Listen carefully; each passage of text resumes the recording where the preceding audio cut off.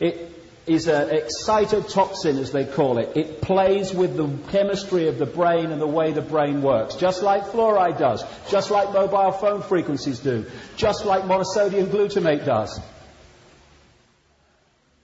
Pilots, military pilots are warned not to drink. Some years ago, they were warned not to drink lots of soda with aspartame in it because it affected their ability to fly. And I watched young kids swigging back this stuff full of aspartame. And they said, oh, we've got a problem with his behavior. Now, where did aspartame come from? When 90-odd% of the independent data said it shouldn't be used for human consumption. Aspartame, man. It's amazing, because of this pyramid structure, how the same names keep coming up in different places. Donald Rumsfeld now wants to go around bombing people at will, and he was hired by Searle Pharmaceuticals because of his connections into the Republican Party and the Reagan-Bush administration to get aspartame through the vetting authorities and into our drink and foodstuffs. Because of that and the changes that were made to the vetting authorities relating to the aspartame checks, he did that. And then he sold out to a vast profit, Searle Pharmaceuticals, to Monsanto. And you know, it might sound kind of, oh, it's negative, this stuff, but actually it's bringing it to the surface where it can be dealt with, so that's a good thing. And I never heard of ignorance ever being positive myself, but it's actually saying something about us. The way they are bombarding us from every direction, it says what we really are. Our natural state is multidimensional connection. And what they are having to do in all these different ways is to hold us in an unnatural situation by bombarding us constantly. I've used this analogy a number of times. If you get a ball floating on a tank of water, its natural state is to float. If you want to put it in an unnatural state, you need to push it down and hold it there. Once you let go, woof, it's back. And symbolically, that's what they're doing to us, or trying to. They're trying to hold us in a natural state at the bottom of the tank in all these different ways. And that says something incredible about us. That when we remove this stuff, boom, we're in our natural state. We don't have to find home, we are home. This stuff is designed to make us forget who we really are, especially at this time. So, this is, as I say, the structure going through history, which is certainly the situation today, where everything comes to one point. Now, there are two major mass mind and emotional manipulation techniques that are desperately effective, so simple, and they're being played on us all the time. And once we realize, and I know this from my own experience, once we realize these two techniques, then the veil lifts on a massive scale. If these techniques were known by the mass of the public, then selling 9/11 and the London bombings and stuff would be so much more difficult. One comes out of this Freemasonic motto, Ordo ab Chaos, order out of chaos. It used to be called the Hegelian dialectic. I changed it some years ago to problem, reaction, solution. Problem, reaction, solution is the greatest weapon that this network has in pushing forward its agenda.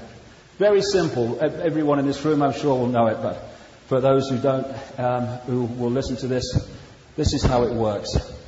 You want to change society in a way that you know if you do it openly, you're going to get a massive reaction against. You want more and more surveillance, more and more control. You want a war on terrorism. You want microchip people, identity cards, and all this stuff. And so you don't announce it openly. You don't say we've had a meeting and this is what we're going to do. You play problem, reaction, solution. First stage, you create the problem covertly.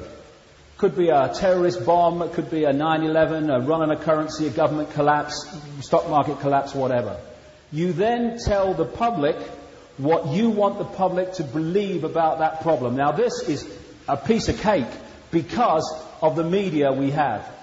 If we had a media that was any way connected to the word journalism, problem, reaction, solution couldn't work. Because the official story would be given out, real journalists would investigate and check it, and they would communicate their findings, it's a load of crap, to the people who would react in a different way. What are you lying to us for? And so the stage 3, the solution to the problems you have covertly created, changes in society that advance your agenda, would not be possible. But because of the media, you have the problem, you have the cover story of the problem communicated undiluted to the people, you get the reaction, fear, outrage, something must be done, and then those who created the problem got that reaction, then openly offer the solutions to the problems they have created. I've just described 9/11. This is George Bush. You're free, and freedom is beautiful, and you know it'll take time to restore chaos out of order, order out of chaos, but we will.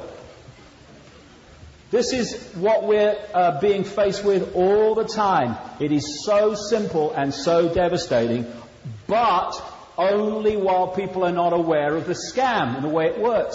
Second World War, you had this Illuminati, this elite, who were controlling the Soviet Union, and they were controlling the Allies, and they were controlling the Nazis.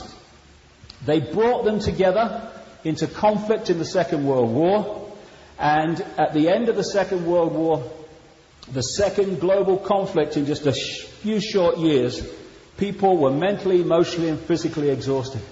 What did they say? Something must be done. This can't go on. What are they going to do about it? And what was the solution? An explosion of global centralized institutions, financial, political, etc., that centralized power in the world on a colossal scale. Problem, reaction, solution. And this is happening all the time, where two sides playing out in the public arena are ultimately controlled by the same force, and even to quite a high level in the two sides, they don't even realize that. 9/11. Problem, reaction, solution. No need for prophecy. What they've done is told us what they were going to do before they did it. Be fair. They used two techniques, problem, reaction, solution, and they used the other one, which I call the totalitarian tiptoe. You're here, you know you're going there, but you know if you go in one leap, even those watching Wheel of Fortune might go, honey, what's going on? There's a big change going on. Who won that, honey? So what you do is do little steps, or as big a steps as you can get away with. And every step leads you along to where you know you're going, but every one is projected to the public as unconnected to all the others. And eventually you get down there and you look back and you think, crikey, how far have we come? What's going on? Exactly what happened with the European Union. It's just a free trade area, nothing to worry about, very good for jobs. That's what they're saying about, CAFTA and all that stuff now. And then they say, oh, well, it would be much better and more effective and efficient if we just had a bit more centralization here and a bit more centralization there. And eventually you've got the centralization of power in Europe, which you have now. Problem, reaction, solution, and the totalitarian tiptoe.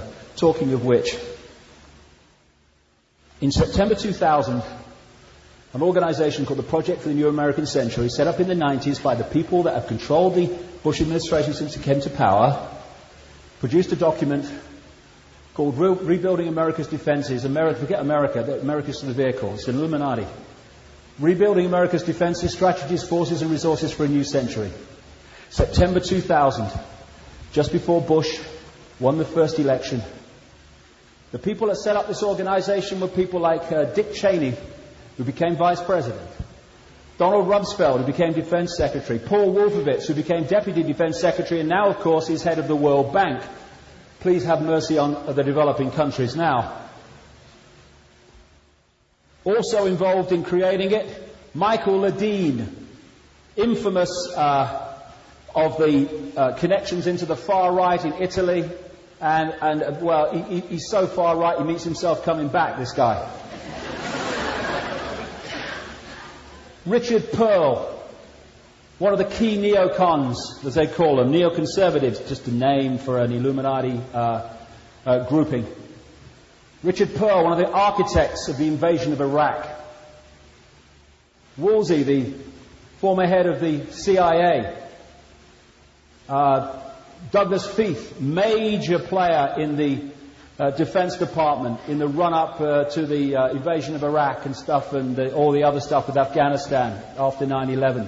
Jeb Bush, brother of Georgie Boy, and William Crystal, who you'll see on Fix News all the time, putting the neocon, we must bomb everyone and all that stuff point of view, and he runs a newspaper, a Murdoch newspaper, which is a propaganda sheet for all this.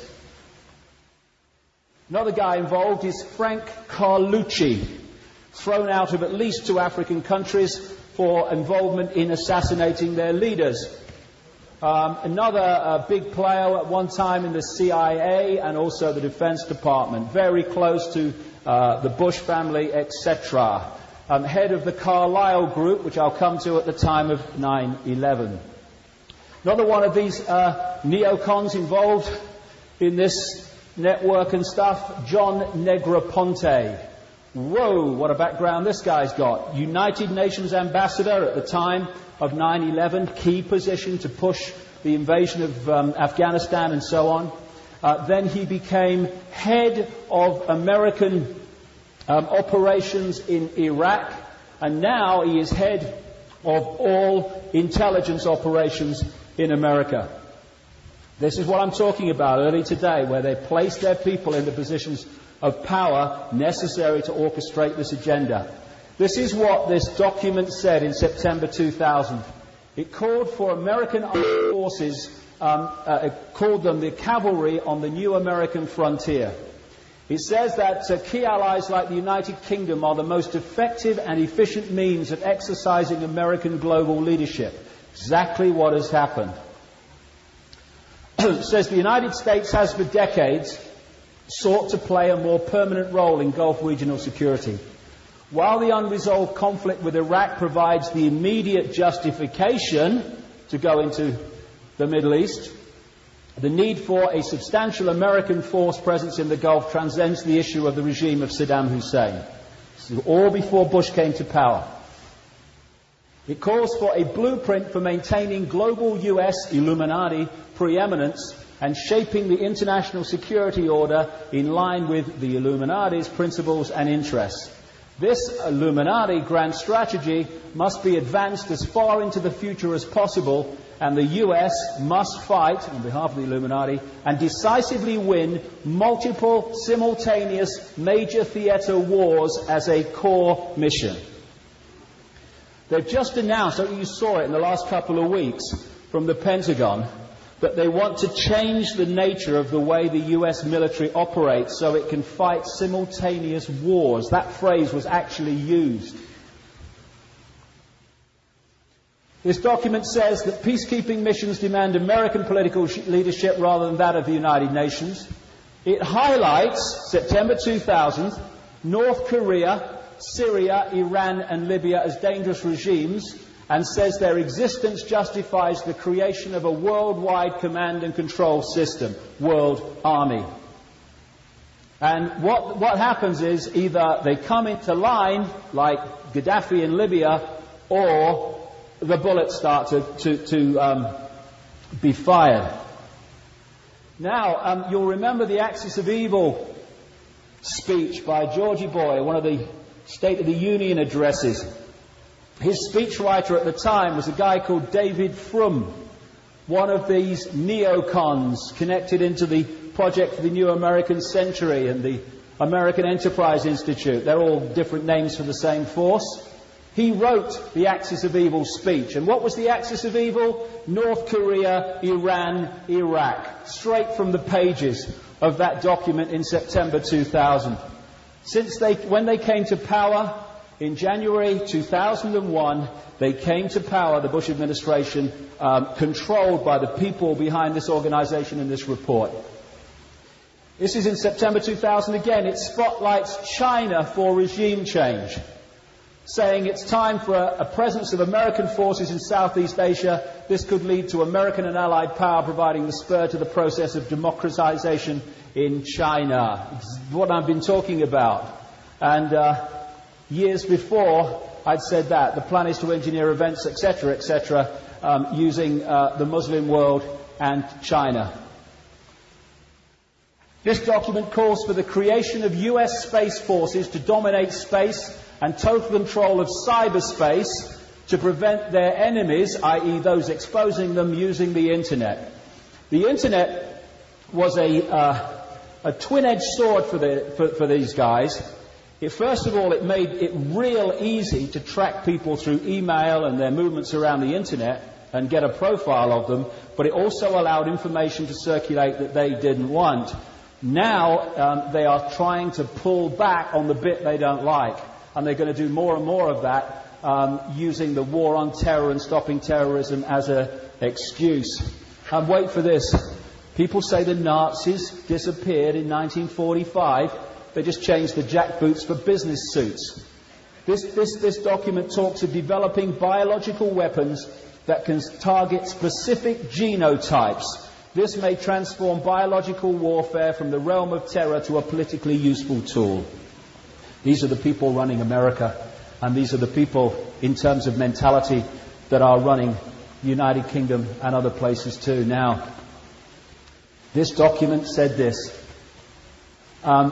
This process of transformation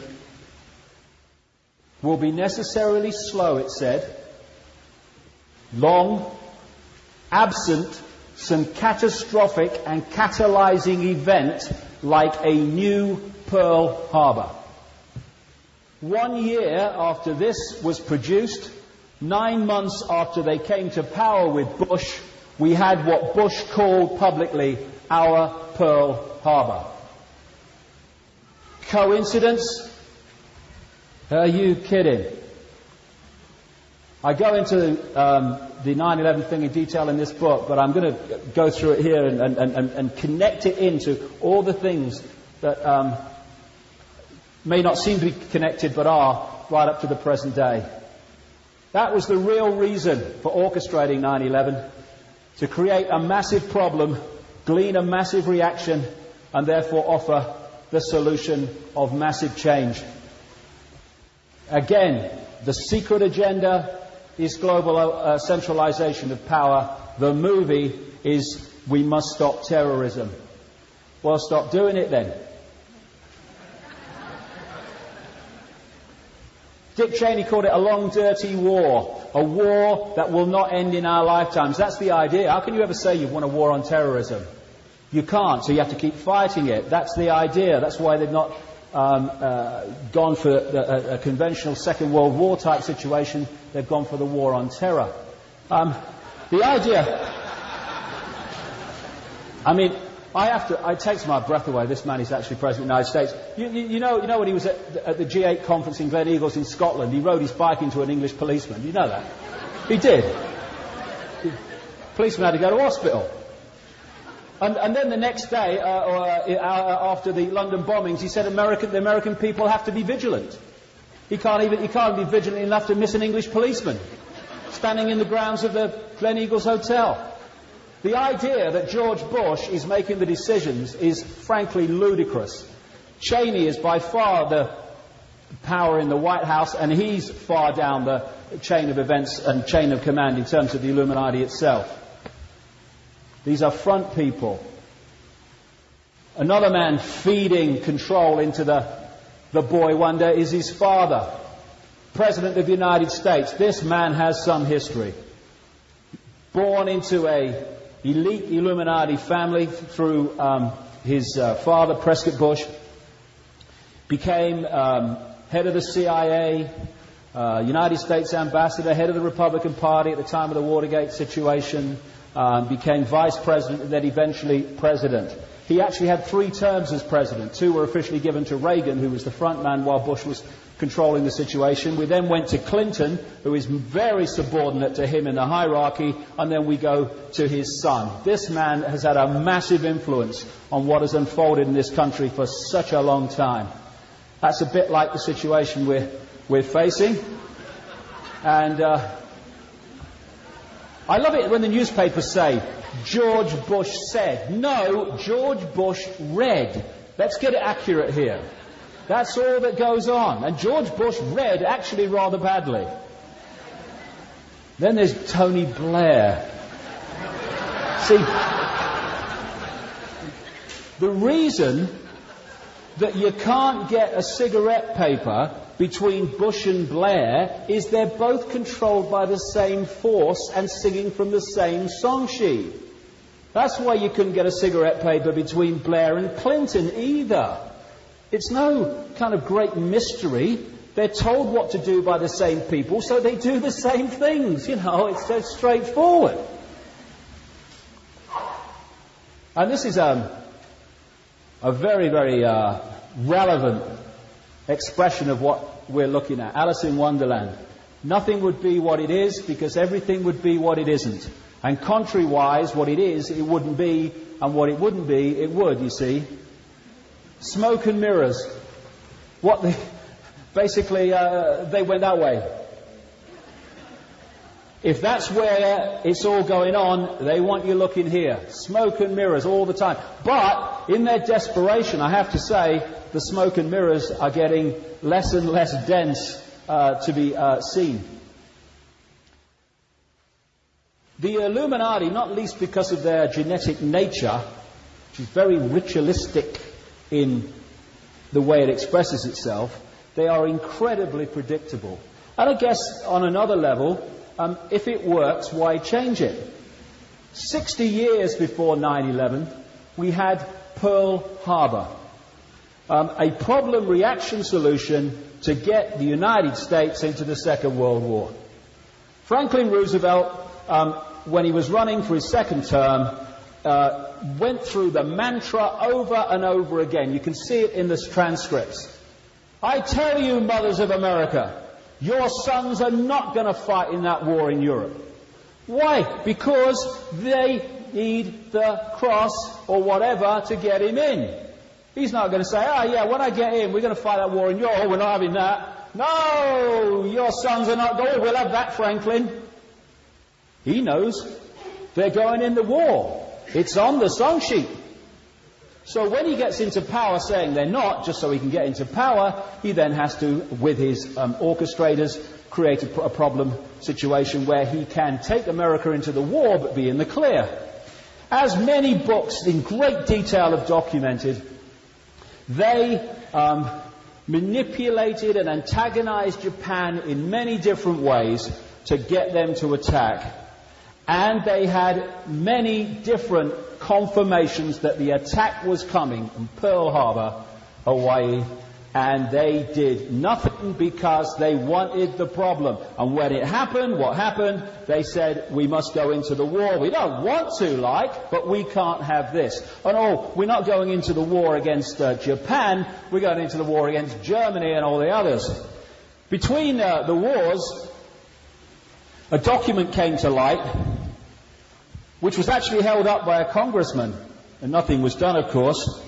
It was a document that came out of Britain, of course, and it was called Propaganda in the Next War. A guy called Senator Nye was the guy who held the thing up and said, what the hell's this? This is what it said. This was before the Second World War. To persuade her, the United States, to take our part will be much more difficult. So difficult as to be unlikely to succeed.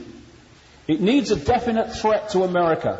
A threat, moreover, which will have to be brought home to every citizen before the Republic again take arms in an external quarrel. The position will naturally be considerably eased if Japan were involved. And this might, and probably would, bring America in without much further ado. At any rate, it would be a natural and obvious effect of our propagandists to achieve this, just as in the Great War they succeeded in embroiling the United States with Germany. Fortunately with America, our propaganda is on firm ground. We can be entirely sincere, as our main plank will be the old democratic one. We must clearly enunciate our belief in the democratic form of government and our firm resolve to adhere to the old goddess of democracy routine. 1941, Japan attacks Pearl Harbor. Problem, reaction, horror, solution, America's in the war. Roosevelt said he never would. And they're playing exactly that on this now. Like I say, they're predictable. 6 years before 9/11, Oklahoma. And as a result of Oklahoma, changes were made to remove further freedoms. Clinton called within 24 hours of a greater militarization of domestic law enforcement to meet this threat. Timothy McVeigh got the blame for it. And again, as with 9/11 and the London bombings, there are some common themes and red flags. First of all, the fuel fertilizer device in the Ryder truck could not have caused that damage unless the laws of physics were suspended for that day. A guy called Brigadier Ben Partin, who spent a lifetime in weapons and explosives in the American military at a high level, wrote a 500-page report after Oklahoma, sent it to the media and all the people in politics, saying that it is impossible for a fuel fertilizer device to have caused that damage because when explosives pass through air, they lose power very, very quickly. The only way, he said, that building could have fallen as it did was for explosive charges to be on some of the pillars in the building. Exactly what other people have said. The FBI could have produced the video evidence to show what happened with Oklahoma, because they confiscated all the video stuff from the cameras around the area, and they said they had to because of their investigation. When they brought McVeigh to court, all they had to do was play the video and then go for a cup of coffee. Okay, it's all over. They never produced the videos of what happened because the cover story would have fallen. And even when the trial was over, when they were asked, well, let's see the videos now, they said, we can't because of national security. No, the security of the official story. And that's one of the great red flags to watch for. When us seeing something or hearing something would support the official story, we see or hear it. When us seeing or hearing something would destroy the official story, we don't see and hear it. Dead simple. And you can see it all the time. McVeigh was supposed to be doing this bombing as an attack on the Bureau of Alcohol, Tobacco and Firearms because of their involvement in the Waco horror 2 years earlier. Why then did he park the van with the bomb about as far away from where they were as you could? Why, if he, as one of the witnesses against him, said, again, someone who was given a lot of support by the authorities, they said that McVeigh had gone and cased the joint and looked at the whole area and the building and everything. So why, on the day of the bombing, did he go to a gas station and ask the way to the Murrah building, therefore connecting himself to the Murrah building on the morning of the bombing? Why, as some of the families who dropped their children off at the nursery there, never to see them again alive, why did they see the bomb squad around that building in the hour and a half before the bomb went off? When they were asked, the authorities said there was not any bomb squad activity. When the evidence was overwhelming, they said, oh yes, it was an exercise. Now that's going to be a recurring theme in the next hour. So what we're looking at with Oklahoma was one of the totalitarian tiptoe steps to the totalitarian American society, which 9/11 was designed to advance and did massively. Now, finding out what actually happened at Oklahoma was quite straightforward. If you let bomb experts into the rubble, they will establish basically where the bombs must have been and the material used. Instead of that, the government hired a company called Controlled Demolition to remove the rubble, where it was kept under guard by a company called Wackenhut, that is a CIA, FBI front, and is very, very, very close to the Bush family. If seeing or hearing it would destroy the official story, or investigating it, you don't do it. The Bush family weave through this all the time, going way back. The guy in the center there is Prescott Bush, the present president's grandfather.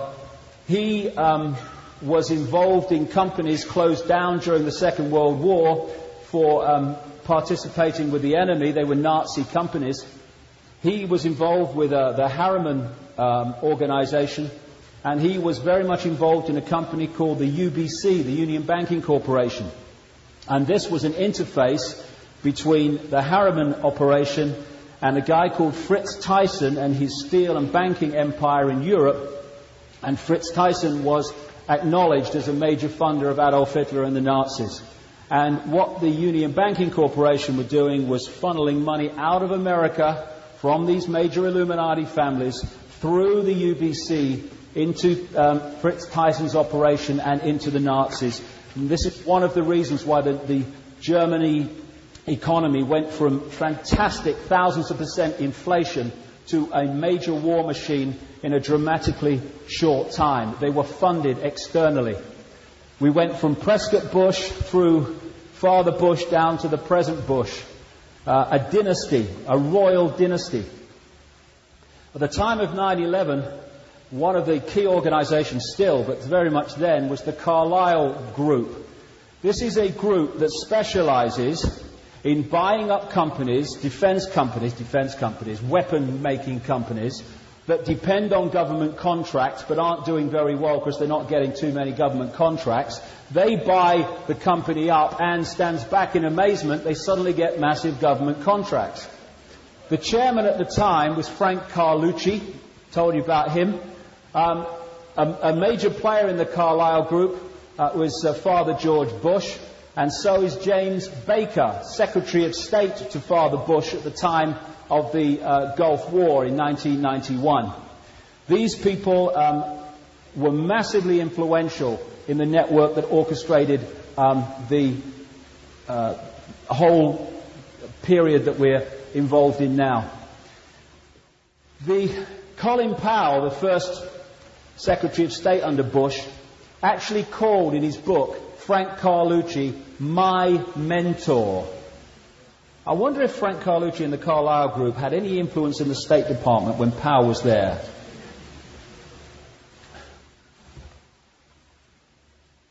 Frank Carlucci was a roommate at Yale of Donald Rumsfeld, Defense Secretary.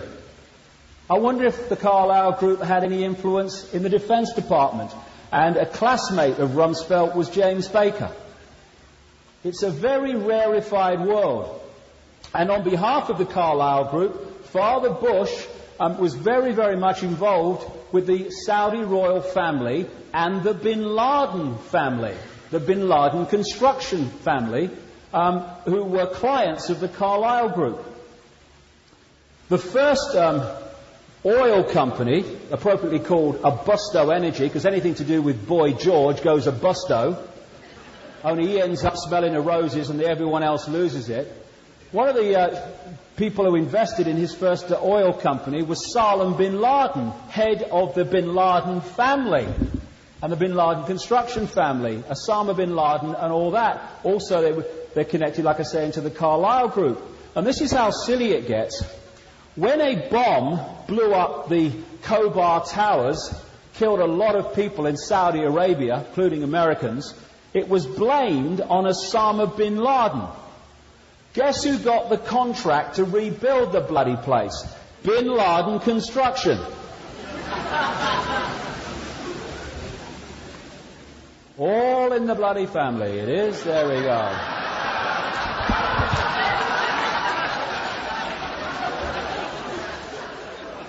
movie agenda. After 9/11, we must get bin Laden. Oh, really? A Newsnight program in Britain, BBC program, and a very good reporter, he's an American called Greg Palast. He investigated the background to this, and he came up with this FBI document, case ID and all that, and it was code, FBI code, for a case involving national security. And the Washington field office of the FBI, special agents, produced this document. It was an investigation into Abdullah bin Laden, brother of Osama bin Laden, and treasurer of an organization called WAMI, that is a suspected terrorist organization, according to the bloody many organizations, including the State Department. But what Palast was told, and what he said in the report, was, I received a phone call from a high-placed member of U.S. intelligence, a U.S. intelligence agency. He tells me that while there's always been constraints on investigating Saudis, under George Bush it's gotten much worse. After the elections, the agencies were told to back off investigating the bin Ladens and Saudi royals, and that angered agents. And what turns out is that investigation into Abdullah bin Laden and WAMI was crushed and not allowed to go ahead. This is before 9/11. Also in this report, at the interviews on camera, a guy called Michael Springman, who was U.S. consulate in Jeddah, Saudi Arabia, center headquarters of the bin Laden construction empire, and this was when Father George was president. And this is what Springman said: in Saudi Arabia, I was repeatedly ordered by a high-level State Department officials to issue visas to unqualified applicants. These were essentially people who had no ties either to Saudi Arabia or to their own country. I complained bitterly at the time there. I returned to the US. I complained to the State Department here, to the General Accounting Office, to the Bureau of Diplomatic Security, and to the Inspector General's office. I was met with silence. What I was protesting was, in reality, an effort to bring recruits rounded up by Osama bin Laden to the US for terrorist training by the CIA. They would then be returned to Afghanistan to fight the then Soviets. This is how the Al-Qaeda operation was manifested through the CIA and the Saudis and the Pakistan intelligence and various people. The Foreign Secretary, or former Foreign Secretary in Britain, a guy called Robin Cook, who resigned over the invasion of Iraq, actually wrote an article recently in a newspaper after the London bombings and said that the name Al-Qaeda actually means database, and it comes from the fact that the CIA had a database of so-called mujahideen, people who were fighting with Osama bin Laden in Afghanistan, and that's where Al-Qaeda actually came from, a bloody database at the CIA. The immediate aftermath of 9/11 had people who were Muslims, or even looked like them, being rounded up all over America, and even their lawyers not knowing where they were taken, people kept in captivity for long periods without charge or trial. At the same time this was going on, a private chartered plane was allowed to leave Boston Logan Airport, ironically, with the members of the bin Laden family on, getting them out of the country. Also connecting into the Carlyle Group was the Bank of Crooks and Criminals International, the BCCI, which was a operation which was funding these terrorist groups on behalf of the Illuminati and also washing drug money and stuff. And the reason, the true nature of the BCCI didn't come out was it was blocked by basically two people: the President of the United States, Father George Bush, and John Major, the Prime Minister of Britain. Both are now major players in the Carlyle Group. Just a coincidence, nothing to worry about. A guy called Khalid bin Mahfouz, who was named by the State Department at the time of Clinton as a funder of terrorist groups, including Osama bin Laden, was another investor in a Boy George energy company, Harken Energy. He was also involved with the Carlyle Group. So wherever you look, The people who are supposed to be doing the damage are connected to those who are supposed to be stopping them doing the damage. Khalid bin Mahfouz and a guy called Mohammed Alamoudi were said by the State Department to be funneling money to the Capital Trust Bank through there to Islamic charities and Osama bin Laden, and they were doing business deals with the Bush family. Another guy involved in the war on terrorism was this guy, John Negroponte, and still is, of course. He's now head of US intelligence. He was UN ambassador at the time of 9/11. Like I said earlier, key position for pushing this invasion of Afghanistan and other things. This is what John Pilger, a journalist worth the name, wrote about him some years ago. How appropriate that John Negroponte is Bush's ambassador to the United Nations. This week he delivered America's threat to the world, but it may require to attack more and more countries. As US ambassador to Honduras in the early 1980s, Negroponte oversaw American funding of the regime's death squads, known as Battalion 316, that wiped out the democratic opposition, while the CIA ran its Contra war of terror against neighboring Nicaragua. Murdering teachers and slitting the throats of midwives were a speciality. This is the man who is now running American intelligence and trying to stop terrorism. And, of course, he was head of operations in Iraq as well. So in the run-up to 9/11, all the people who were blamed for it and the forces blamed for it were interconnecting with the Bush family on a business and other levels because agenda and movie. 9/11, problem, reaction, solution. This guy, a major placeman for the Illuminati, Tony Blair, that's why he keeps winning elections. He said this after 9/11. This is a moment to seize. The kaleidoscope has been shaken, the pieces are in flux, soon they will settle again. Before they do, let us reorder this world around us. Problem, reaction, solution, exactly what 9/11 was about. The problem: 4 planes basically simultaneously hijacked in American airspace.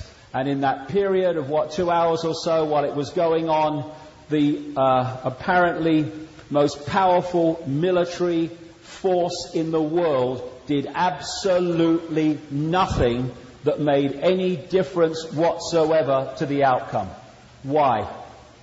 This guy, Leroy Fletcher Prouty, who was involved in special operations during the Kennedy administration, said this about assassinations, but it totally applies to what we're talking about. No one has to direct an assassination, it happens. The active role is played secretly by permitting it to happen. This is the greatest single clue. Who has the power to call off or reduce the usual security precautions? That applied to the assassination of Kennedy, it applied to the assassination of Bobby Kennedy, the assassination of Martin Luther King, and clearly the assassination of Princess Diana when the security was down to virtually nothing at the time she died.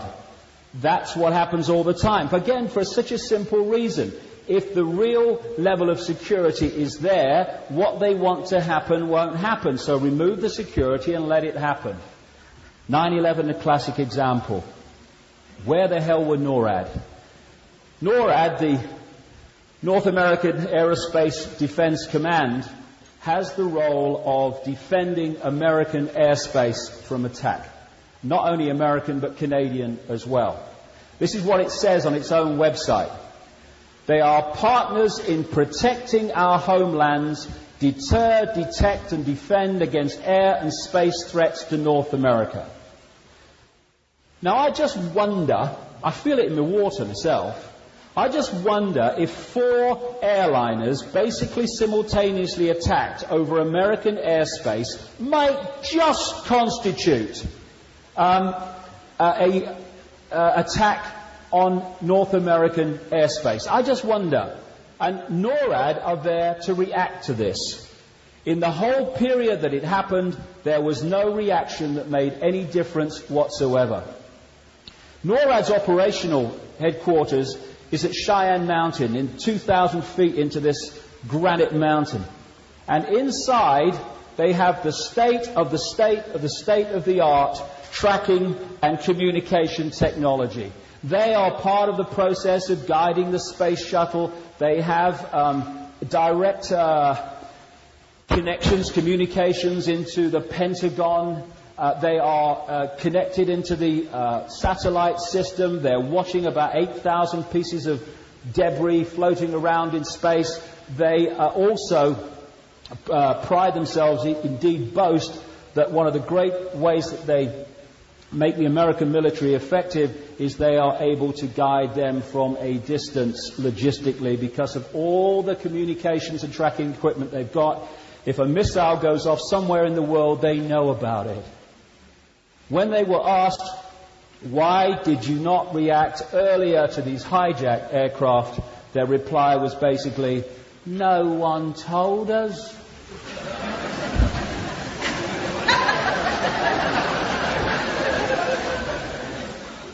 I smell something fishy there myself. This is some of the inside of Cheyenne Mountain that they allow us to see.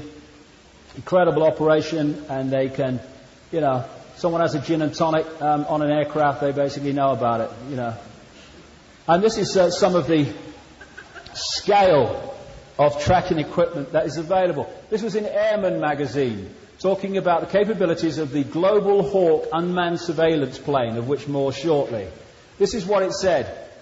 On an early test, for example, Global Hawk flew 6,000 feet over the Naval Weapons Center at China Lake, California. The images it gathered were so clear that an electro-optical image stands out next to an FA-18 fighter.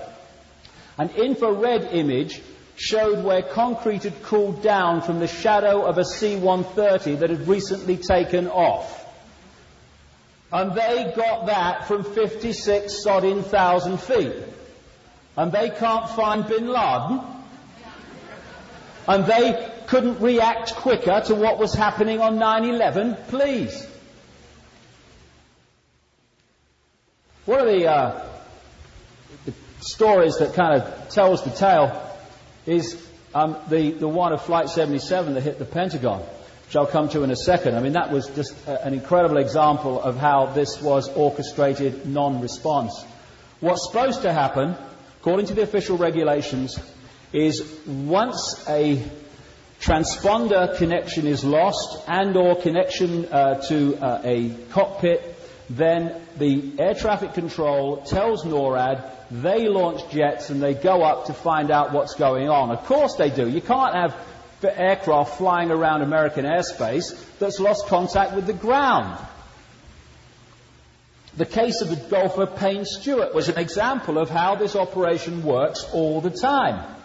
He took off in a Lear jet, and because of decompression problems and stuff, everyone went unconscious. And it was flying on autopilot.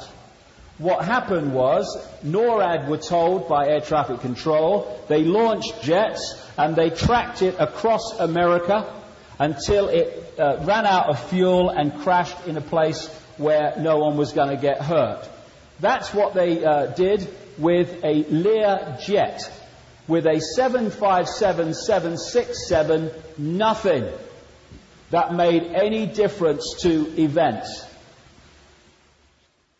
The Federal Aviation Administration, the government civilian part of this operation, the air traffic control and stuff, if the timeline that I was given by NORAD and was confirmed by them is true, so it seems it is, then this organization has massive questions to answer about non-reaction, but they're questions it's not being asked by anyone in authority or the mainstream media. Interestingly, the guy who was running security for the Federal Aviation Administration at the time of 9/11 was this guy, Michael Canavan. His previous job was head of psychological warfare and special operations. Quite a career move, I feel. He left the FAA shortly after 9/11. Now, like I say, this one is the Flight 77 is an example that kind of encapsulates the whole thing. You are, according to Mueller, the FBI chief at the time, you are highly professional hijackers who have been orchestrating this for years, he said. You know, because you only have to go on the internet to find out, what the reaction operation is, the system, to hijackings. That is, the authorities launch jets to go up and see what's going on. So, you take off from Washington Dulles Airport, and your target, we are told, is the Pentagon just down the road. So these highly professional, years in the making terrorists and hijackers have a wonderful plan to confuse people. What they do is fly in a bloody plane 45 minutes into the Midwest. They then hijack it and fly it 45 minutes back to hit a building down the road from where they took off. Yes, that makes sense. It is insane. It is ludicrous. It is the official story. Those two statements are interchangeable, by the way. And it hit, or so we're told, Flight 77 hit the Pentagon without any response from the most powerful military operation in the world when it's flown 45 minutes back from the Midwest to hit the headquarters of the American military. Are you kidding? What they did was launch jets to react to Flight 77 coming in from the Midwest from Langley Air Force Base, 130 miles away. And they all just didn't get there in time. Little question. Why didn't they launch them from the Andrews Air Force Base 10 miles down the road, where they protect the Washington airspace from? I rang NORAD, and I said to them, who defends this airspace across Washington that no one is allowed into? You know, around the centre of Washington and stuff. And who defends this airspace? They said, it's the civilian operation. Oh, you mean the FAA? Yeah. So I go to the FAA and I said, how do you police this no-fly zone over Washington? They said, oh, we just do it as appropriate. Well, what the hell does that mean? What's the point in having a no-fly zone over Washington if you're policing the bugger from 130 miles away? Little bit of a waste of time, one thinks. Of course, where it's policed from is the Andrews Air Force Base. Why then did they not react from there on 9/11? Because it would not have had the effect if they had. The DC Air National Guard, the Capitol Guardians, brackets except on 9/11, say that they protect Washington from attack. So what they say on their website, the DC Air National Guard is located at Andrews Air Force Base. We're home to the 113th Wing, Fighter Squad and all that stuff. The DC Air National Guard stand ready to respond to the needs of the District of Columbia and the nation should the need arise. Except on 9/11. Why? This is what they've said recently. You know, these planes are going into the airspace and these little planes in the airspace over Washington. This is what they said.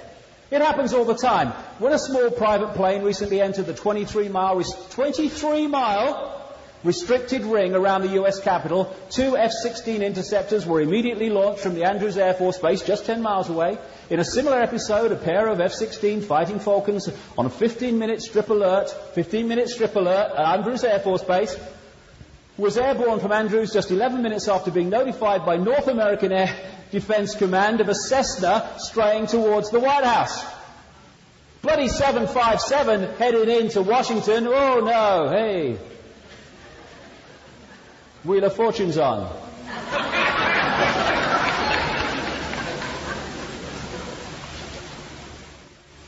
The 9/11 Commission, which was designed to find nothing that challenged the official story, said NORAD mistakenly sent jets assigned to guard the nation's capital to positions over the Atlantic Ocean.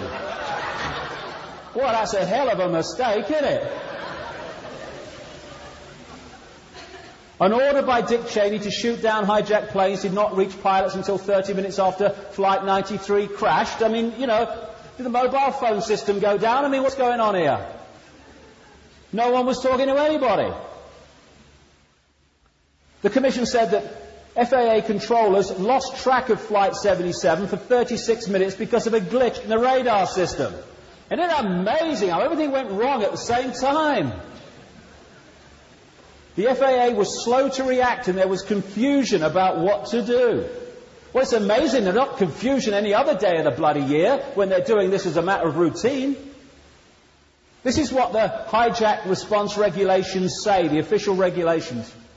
The escort service is that sending jets up to escort the plane to the ground. The escort service will be requested by the FAA hijack coordinator by direct contact with the Pentagon Command Center. If you are in doubt that a situation constitutes an emergency or potential emergency, handle it as though it were an emergency. By the time this Flight 77 Pentagon plane was identified, 2 planes had hit the World Trade Center. Do you think that might just constitute an emergency? I mean, it's so bloody obvious what the game was, and it was so bloody obvious, therefore, the 9/11 Commission was about putting the lid on it. Now, I mean, it gets funnier. Not funnier in a funny way, but funnier in a, oh my God way. People think that the official story from the start was that they launched jets from Cape Cod to try to head off the planes going into the World Trade Center, and then from Langley to Flight 77. They think that was the official story from the start. Oh, no, no. On September the 13th, General Myers, the acting head, now real head of the Joint Chiefs of Staff, the highest uniformed position in the American military, he was asked on Capitol Hill when the order was made to launch jets in response to the hijackings of 9/11 2 days earlier. This is what he said. That order, to the best of my knowledge, is the head of the sodding military. Did he not ask? That order, to the best of my knowledge, was after the Pentagon, Amos in there, was struck. General Richard Myers. So what he was saying publicly was no jets were launched until the Pentagon was hit, when 3 planes had crashed into buildings.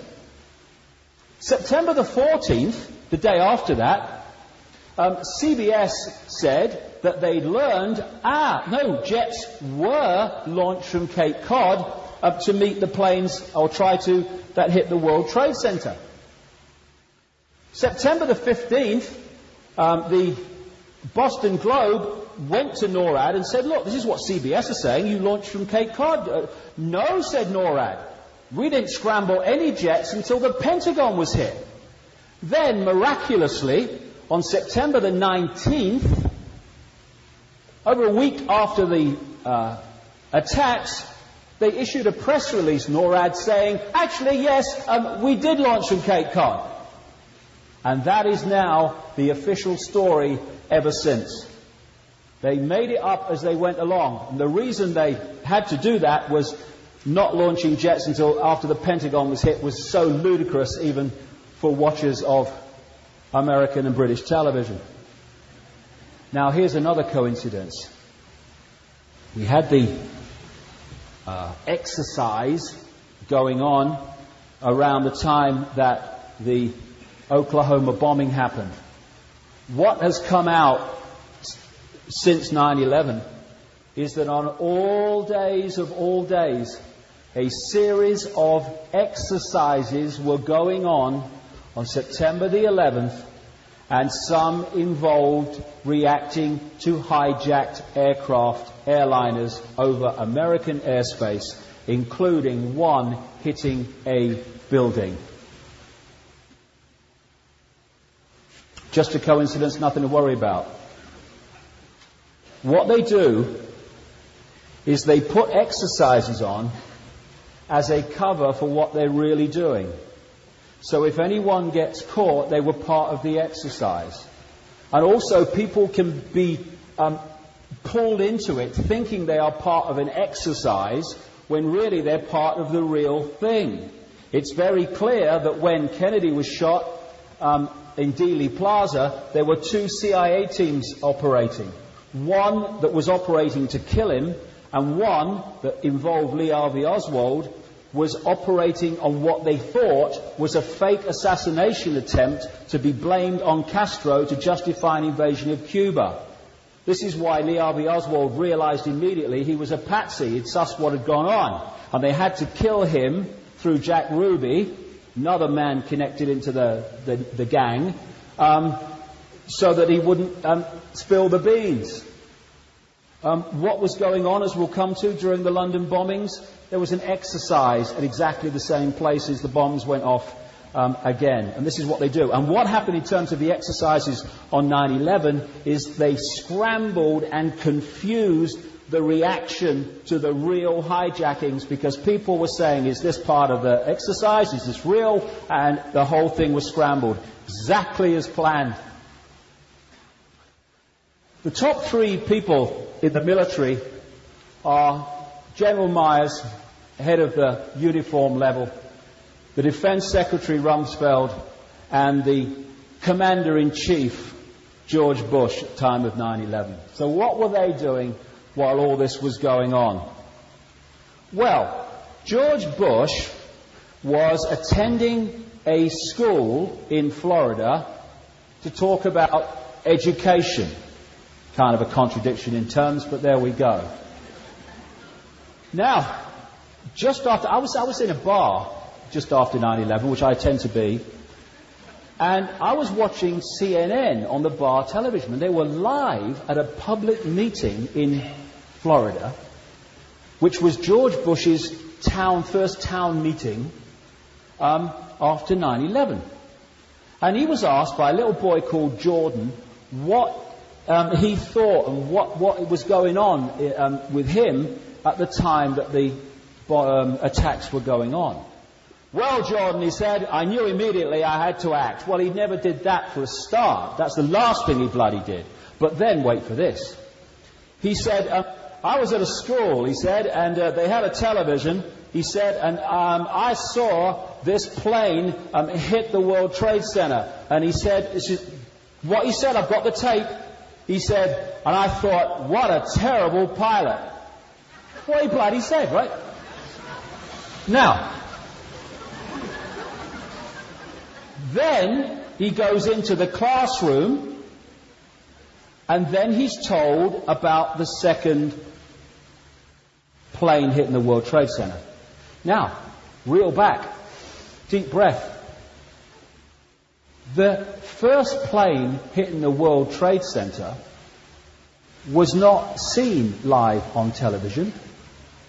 It was only filmed by a crew doing a documentary on New York fire crews. Later, it came to light. The live one was the second one, and when the second one hit, he is in the classroom. What is he talking about that he saw the first plane hit? Impossible. Next morning, I buy the papers because I'm waiting for people to say, what's he talking about? Nothing. So, let's just, and also it's very clear, as I document in Alice in Wonderland, that he knew about all this stuff going on. Of course he did. He was told that these hijackings were underway. Even if he wasn't aware and in on the whole thing, I would suggest otherwise, but he would have been told as a matter of course that, hey, we've got problems with these planes. So he's saying that the first thing he knew about it was when he saw a plane hit the World Trade Center he couldn't have seen, and then said, what a terrible pilot. So let's just take as far that he's the president and he now knows that an aircraft full of people has hit the World Trade Center. What does he do now?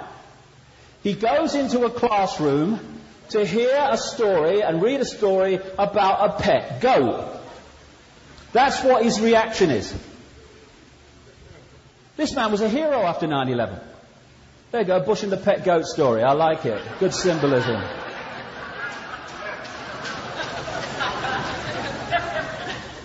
So then, this famous picture, Andrew Card, White House Chief of Staff, comes in, and according to Bush, what Card's supposed to have said was impossible because Card was not talking to him for long enough to say it. So it's all a bloody lie. But anyway, what Card was supposed to have said was, Mr. President, America's under attack, another plane has hit the World Trade Center. What does Bush do now? The President of the United States, Commander-in-Chief, now knows that 2 airliners have hit the World Trade Center. What does he do? He sits there for another 20-odd minutes hearing a story about a pet goat.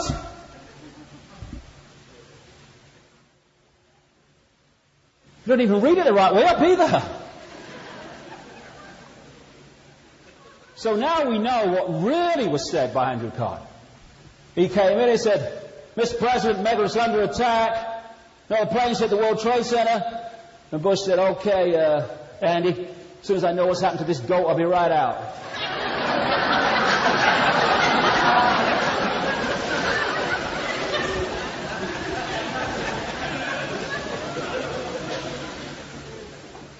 9/11 Commission. Response to the hijackings was slowed by difficulty getting secure communications among the President in Florida, officials in Washington. Rubbish!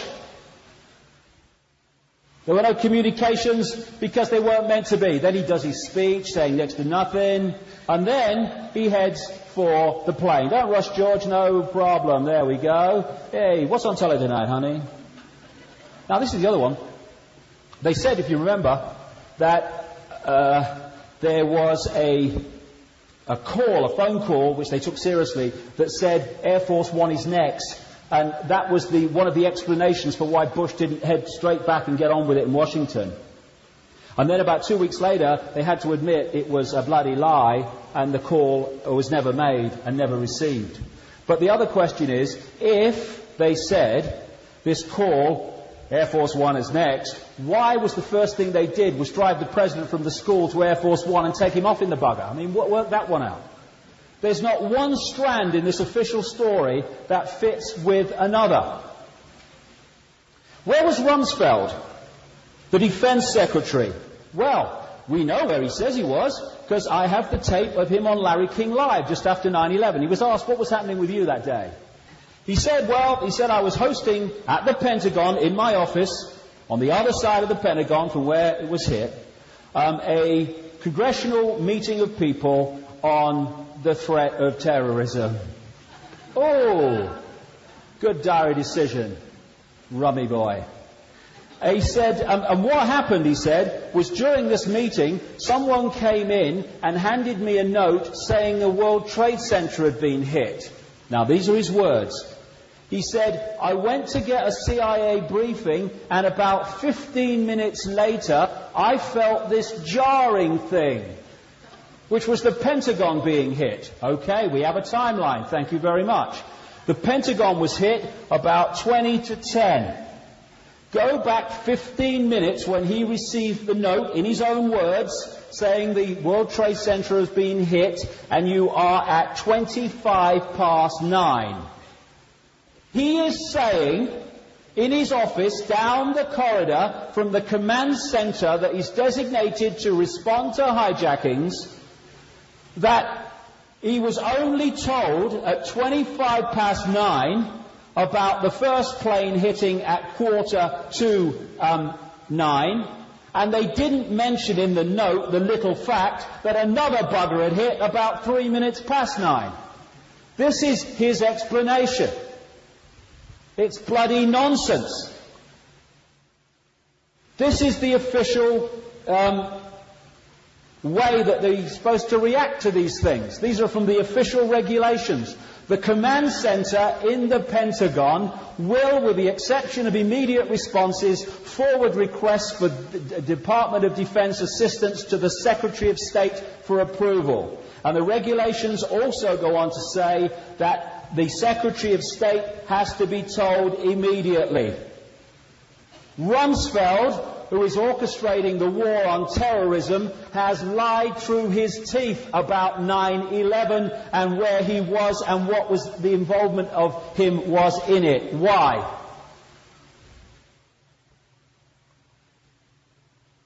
General Myers, This is his story. Got the transcript. On US military radio television he was interviewed. He said that on the morning of 9/11, this man who was acting head of the Joint Chiefs of Staff was on Capitol Hill to have a meeting with a guy called Senator Max Cleland. He says in this interview that before he went into the meeting, he saw on television that the World Trade Center had been hit by the first plane. What does this man do? Does he call the Pentagon? Does he see what's going on? No. He goes, he says, into his meeting with Max Cleland.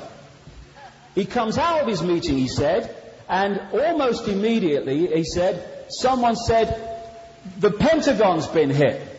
Right? And he's told about the second plane. We have a timeline here. So the head of the US military at uniform level, headquartered in the Pentagon, has seen a plane that's hit the World Trade Center. He's gone into a meeting on Capitol Hill with a senator. He's come out, he must have been around 20 to 10 when the Pentagon was hit, and he's telling us that even though the Pentagon and the command center knew exactly where he was, no one told him, A, the second plane had hit at 3 minutes past 9, or Flight 77 was heading towards the bloody Capitol. And, wait a minute, there are exercises we now know going on, orchestrated by the military, and this guy's in a meeting with Max Cleland. Lies! I talked to a guy who is involved in the military computer system that defends Australian airspace. He told me that the Australian Air Force were on high alert after 9/11 before the American Air Force were. He also told me of the system protecting the Capitol building of Canberra, Australia. He said that the system is that when you enter protected airspace over the Capitol building, you are, as a pilot, contacted by computer and asked for a 4-digit code which you punch in, and if you don't punch it in, then you are taken out by computerized ground-to-air missiles. He even showed me where they were. That is the defense system for the Parliament building in Australia. The headquarters of the American military can be hit with no response whatsoever. They even admit there's a ground-to-air defense of the White House, but not the Pentagon. Why wasn't it activated? This is why no one has to direct an assassination. It happens. The active role is played secretly by permitting it to happen. This is the greatest single clue. Who has the power to call off or reduce the usual security precautions? Who has the power? The very people who have used that horror to destroy more of our freedoms and slaughter thousands and thousands of people. That's the answer to the question. Now, little question about the Pentagon. We recall, when we think of the Pentagon being hit, of that wall falling down. That's the image that we get. That happened 20 minutes after impact. Before it fell, there's hardly a hole in the Pentagon whatsoever. What? How can that be? Well, maybe we're not being told the truth. Oh no, stands back in amazement. Can't be possible. Now, this is a 757. This is after the wall hit, not collapsed, not before. Where's the bloody plane? Where is it? There you go. The disappearing plane. Abracadabra. Oh no, they're just conspiracy theorists. They're mad. Do you know what Hitler said and the Nazis? The bigger the lie, the more we'll believe it. Because they would say, no, they wouldn't lie to us that much. Oh, yes, they would. This is the wall collapse, but even then, where's the sodding plane? Never mind, before it collapsed. There we go. Where is it? Now, what's supposed to have happened is the plane came in low, smashed on the ground and went in. Right? There is again before the wall collapsed. Where is it? And this is the hole the other side. If it completely disintegrated, how is there a hole the other side through 5 or so different bloody ring levels of protection? Because something hit the Pentagon, but my goodness me, was it a plane? Now, this is the only bit of wreckage. Only bit of wreckage. I can see them now.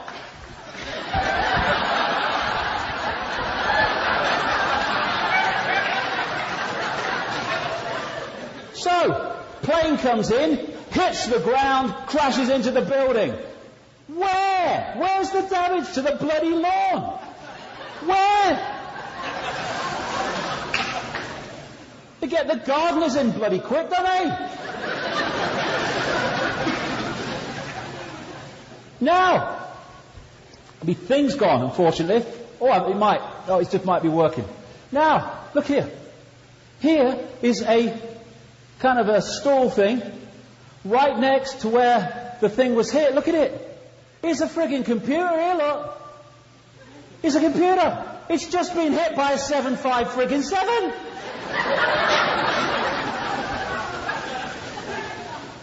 How?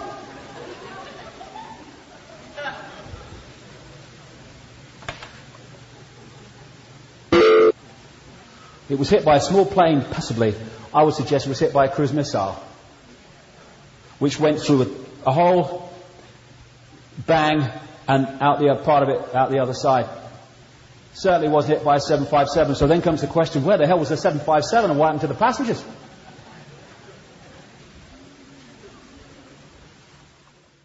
How did they do it? Well, this is how they didn't do it.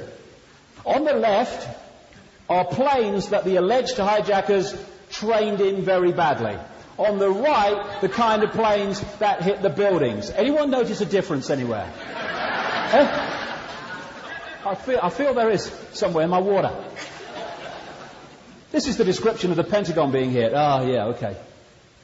The hijacker pilots were then forced to execute a difficult high-speed descending turn. Radar shows that Flight 77 did a downward spiral, turning almost a complete circle, just like a cruise missile can. Turning almost a complete circle and dropping the last 7,000 feet in 2.5 minutes. The steep turn was so smooth, the sources say it's clear there was no fight for control going on. Well, you just press a button with a cruise missile, there's no need to fight anybody, is there? And the complex maneuver suggests the hijackers had better flying skills than many investigators first believed. I'm not making fun of a terribly tragic event. I'm just pointing out the unbelievably ludicrous nature of this official story and this stupid media that's bought it.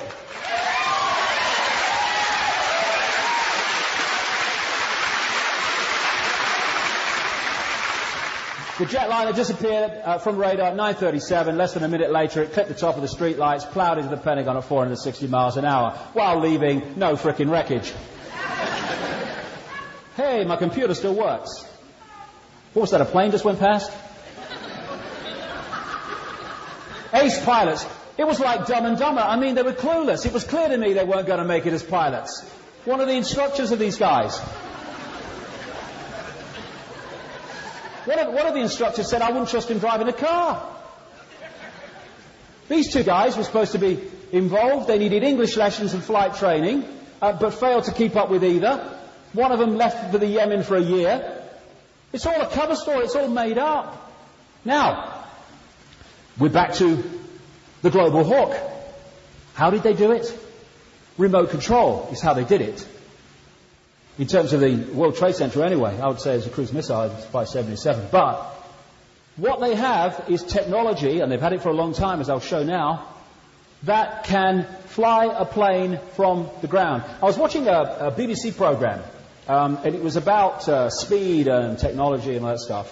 And it opened up with a 7547 jumbo jet leaving New York airport for Heathrow. And it took off, and the pilot then took it off the runway, and then the computer took over. But as the program showed, the computer flew the plane, crossed the Atlantic, landed it hitting the central line of the runway, and then applied the brakes. That's what the computer did. All you have to do is get control of that computer system from the ground. Away you go. That's what they do with this, the unmanned Global Hawk. Wingspan of a large plane, comparatively. Now, Operation Northwards. This shows just how far back this goes. It came to light this when a guy called James Bamford, a former producer with ABC, started writing a book about the National Security Agency. And in his research, he came up with this document about Operation Northwards. This was an operation 40 years ago, orchestrated by the Joint Chiefs of Staff at the Pentagon, to bomb American targets, sink ships, down planes, and blame it on Castro's Cuba to justify an invasion of Cuba. This is 40 years ago. This is part of what Bamford says. The plan called for innocent people to be shot on American streets, for boats carrying refugees fleeing Cuba to be sunk on the high seas, for a wave of violent terrorism to be launched in Washington, D.C., Miami and elsewhere. People would be framed for bombings they did not commit. Planes would be hijacked using phony evidence. All of it would be blamed on Castro. Official document 2 years ago. My goodness, talk about history repeating. Now, what was one of the things involved in this series of manufactured terrorism? It was for an aircraft at Elgin Air Force Base to be painted and numbered as an exact duplicate for a civil registered aircraft belonging to a CIA proprietary organization in the Miami area. At a designate time, the duplicate would be substituted for the actual civil aircraft. God, losing my voice. And would be loaded with selected passengers, all boarded under carefully prepared aliases.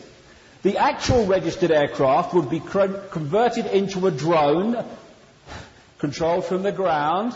Takeoff times of the drone aircraft and the actual aircraft would be scheduled to allow a rendezvous south of Florida where one would land and the drone would go on.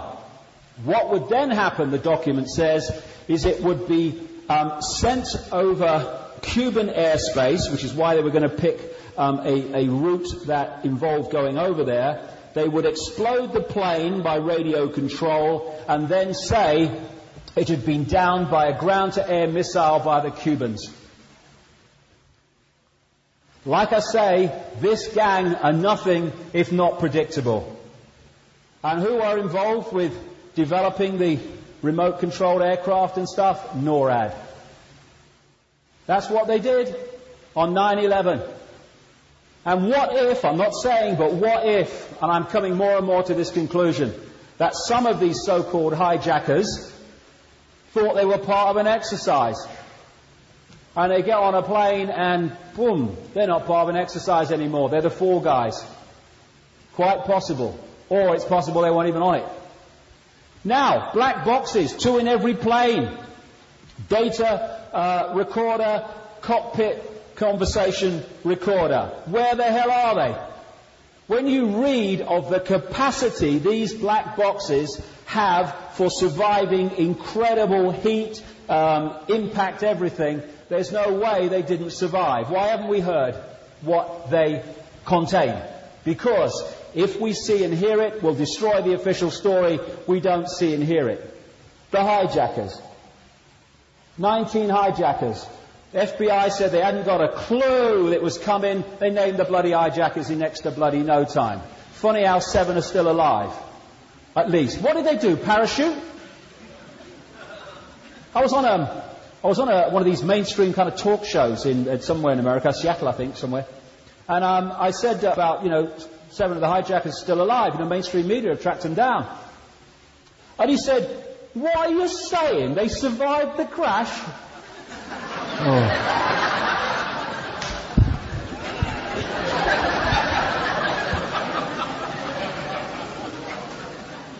I thought, you're a mainstream talk show host, aren't you? I feel it. No, they weren't on the bloody plane, mate. This is the official FBI timeline for Mohammed Attar, and Abdulaziz Al-Amouri on the morning of 9/11. Now, I've been orchestrating this for years, apparently. And so you're going to get Flight 11 from Boston Logan. What do you do the night before to make sure you get on the plane you're going to hijack? You go to Portland, Maine. You drive to Portland, Maine, and you stay overnight in a hotel. And then you come back on a commuter flight, which if you miss it, you don't get on Flight 11. And even then, the timings of landing and takeoff, any little delay, you're not going to get on it. That's what you do. Now, this is the official timeline that morning. FBI say that Al-Amouri and Attar, the ringleader, checked out of their hotel on the morning of September the 11th at 5:33 to catch a plane, the only plane they can get to hit the hijacked plane, at 6 o'clock. 27 minutes before takeoff. In that time, they have to drive their hire car to the airport, park it, they have to get to departure, check-in, they have to go through security and get on the plane. Well, the alarm clock not go off, what happened? Do you know? Abdul, get up, bloody hell!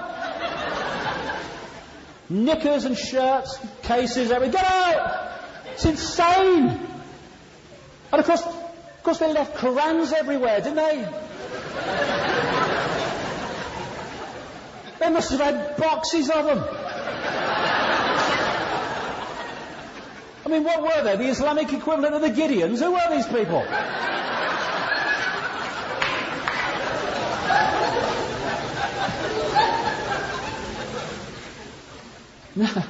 Unbelievable. Then there's the passport.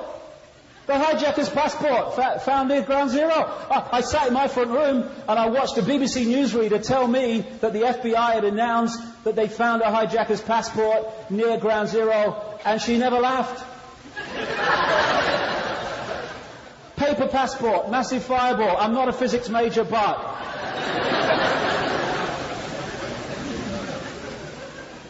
I asked them about it, and they said, oh, no, we can't talk about that because it's part of the investigation, the ongoing investigation. In other words, it don't exist, does it? I said. OK, they said. A year after that, an ITV crew documentary on 9/11 asked the FBI about the hijacker's passport, and this is their quote. They said the hijacker's passport is a rumour that might be true. It's a quote.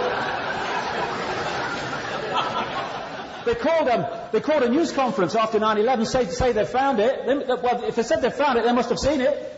Now it's a rumour that might be true. Now what is this? What is this? This is the knowledge that people do not retain detail. They forget what's been said here. And what they're trying to say, they know that people get their sense of perception from a sort of vague image. So immediately after 9/11, they're trying to sell the Islamic hijacker story. So the passport. Oh, see, it is them Islams that found the passport. Then they forget about it. Because what that lie has been designed to do has had its effect. Don't talk about it anymore. What about that passport? Oh, no, rumour, might be true. That's how they do it all the time. They're about selling an image. So, we have Attar and Abdulaziz Al-Amouri rushing to the bloody airport, it seems. People say, no, they were definitely on the plane because there was that security footage. No, that was not at Boston Logan, this picture. It was at Portland, Maine. Isn't it funny? I went to Boston Logan, part of my research for the book. Of all the international airports in all the world, at a time when cameras are exploding everywhere, name me the international airport that does not have cameras in its departure lounge, Boston Logan. Yeah. So, this is the picture we got of Al-Amouri and the Attar. Now, what it says is 9/11/01, 5:45, 13 seconds. Well, they left their hotel at 5:33. They must have bleeded flown from there then. The plane must have been in the car park. 5:33. Oh, but then, that's what you see in the middle. When you expand it, there's something else here. 5:53:41. About 6 minutes to 6, which is why the check-in people said they were sweating blood and said they were running late. I called the head of security at Portland, Maine, and said, why do you have 2 time codes on that video? Oh, she said, I don't know. I said, well, could you check and ring me back, have a look at the video? She said, I can't. It was confiscated by the FBI on 9/11. That was a planted one in the center. Why would you put a time code in the center of a security video when you're trying to recognize people? To hide the fact that your story doesn't make sense. I'm not saying he wasn't on Flight 11 Attar, but there is no bloody evidence that he was that I've seen worth the name. Mohammed Abdulaziz Al-Amori. He was pictured here. Looks like he's going to die the next day, doesn't he? Look, there you go. Just like the London bombers were joking with each other as well. And this is the night before. That's Abdulaziz Al-Amori, we're told. It's not Al-Amori. That's Al-Amori, a Saudi airline pilot who went into the consulate, in a US consulate on September the 11th in Jeddah, Saudi Arabia, and asked why he was being named as a hijacker. Just one of them. This guy, Lotfi Raisi, was jailed on the say-so of the FBI for helping train some of these pilots. He's a guy who lives in England. And he was jailed for 5 months as extradition proceedings were underway. And a judge eventually released him because the FBI offered no evidence against him whatsoever in the end. They were saying that this man was an Islamic extremist when he's married to a French Roman Catholic. So, that's just one story. How many people are in this place who've done nothing? Most of them, I would say. Look at it. The land of freedom. Geneva Convention makes it illegal for prisoners of war to be shown and pictured humiliated, and the United States does not do that. Donald Rumsfeld. What's that? Look at these people. Would you buy a used car? Not even a new one, mate. Straight off the bloody production line. Then there's this. Amazing how there was a reluctance to investigate why the buildings collapsed as they did. Engineers have said that they were just not allowed to investigate properly because the rubble was taken away by controlled demolition. Paid by the government, just like they were in Oklahoma, and there was no investigation to find out what actually happened to those buildings. Now, these are shots of the World Trade Center buildings collapsing. There's a World Trade Center building collapsing here. These are other buildings that are collapsing due to a controlled demolition. I notice a similarity there myself. Oh no, the metal got too hot. These are buildings that did not collapse through controlled demolition. They do not turn to dust. This guy, William Rodriguez, was a hero, fated, there he is with Bush, for what he did in 9/11. He worked at the World Trade Center. And he was a hero until he came out and said that bombs went off in the building. And people around him at the time have confirmed that bombs went off in the building. It was brought down, and so have firemen said that. This guy, Larry Silverstein, owner of the World Trade Center, Building 7 came down long after the other two, and Building 7 wasn't hit, and yet it came down the same. Look, lovely controlled demolition. And Silverstein has said, although he's now trying to deny it, he said publicly that there was a controlled demolition of Building 7 on the advice of the authorities. How long does it take to charge a building, to bring it down like that? A few hours? Are you joking? Everywhere you look, it's an obvious scam. As someone's pointed out, some plane experts, this engine found around ground zero is a 737. How come? The whole story is a monumental lie because it is a cover story to create a problem to change the nature of society. So, you've got to hide the secret agenda, so you use the movie to do so. Will you lie first or shall I? I thought that was very appropriate. put your hand on you. That's a Freemasonic symbolic place to put your hand. And use people's emotions when you know who's really behind it. I mean, the real actors are not in Hollywood. Turn it into a black and white situation. You're either with us or with the terrorists. Don't focus on the fact that your targets are devastated also by what's happened.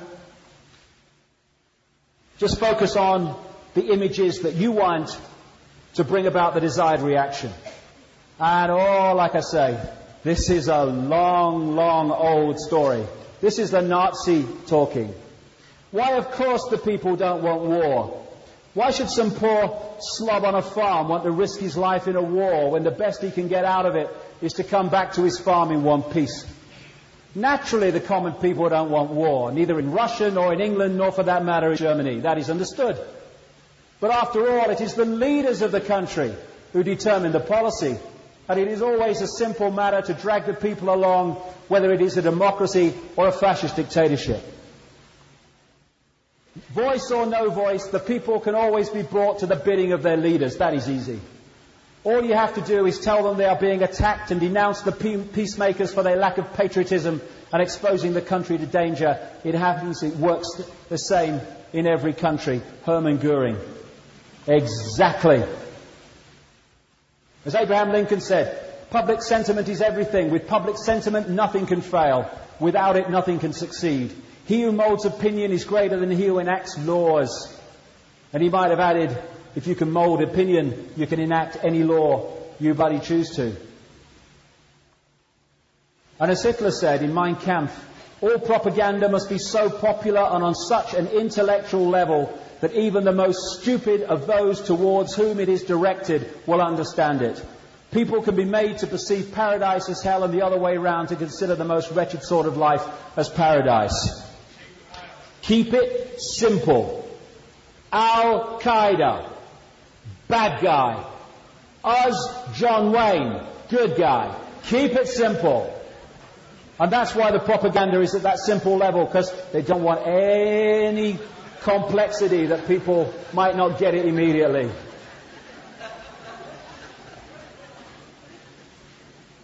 This is Tony Blair holding up the evidence against bin Laden.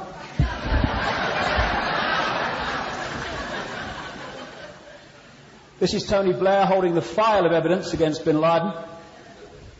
And this is the Americans looking at the evidence against bin Laden. There we go, we sorted it all out. There we go, we're away. There we go. Lies, lies, lies, lies, lies, lies, lies. I'm sorry, that's all I can say. All my other lies are classified. There we go. All right, Rumsfeld. This is what Bush said after 9/11. They are harbouring a terrorist, speaking of Afghanistan, and they need to hand him over. There's no need to discuss innocent or guilt. We know he's guilty because it's in the song sheet. And so bin Laden, and this whole bin Laden thing is just so masked in smoke and mirrors. I mean, they created him as a frontman. And this is a picture supposed to be of bin Laden, and this is bin Laden in the apparently confession video in which he doesn't actually confess.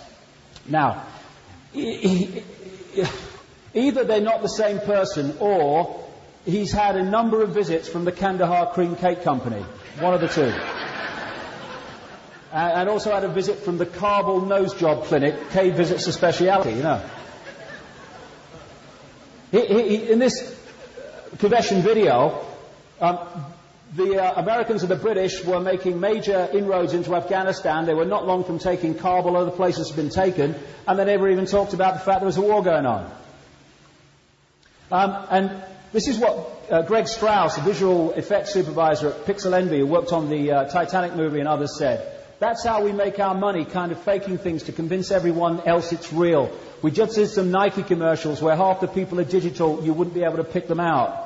And we're now in that realm where what you see is not what you're necessarily seeing. Well, it's in that realm all the time, but in terms of technology. When I watched a movie called with my son called Stuart Little about a little mouse, and I watched the cat speaking human words and the mouths moving so amazingly authentically, I thought anything is possible now in terms of orchestrating us seeing things that we think we're seeing that we're not actually seeing.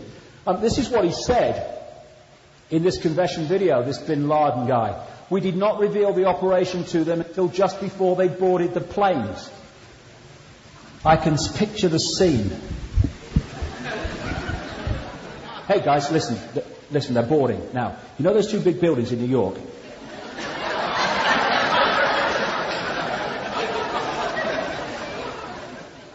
It is insane. And it is an insult to those who lost loved ones. An insult. This is what 9/11 Commission said. The 9/11 date was selected 3 weeks before the attacks. Oh, please. Only 2 days before the attacks, they still had not agreed what the targets were to hit. Oh, me goodness. You ever see that movie, Wag the Dog? We're living it.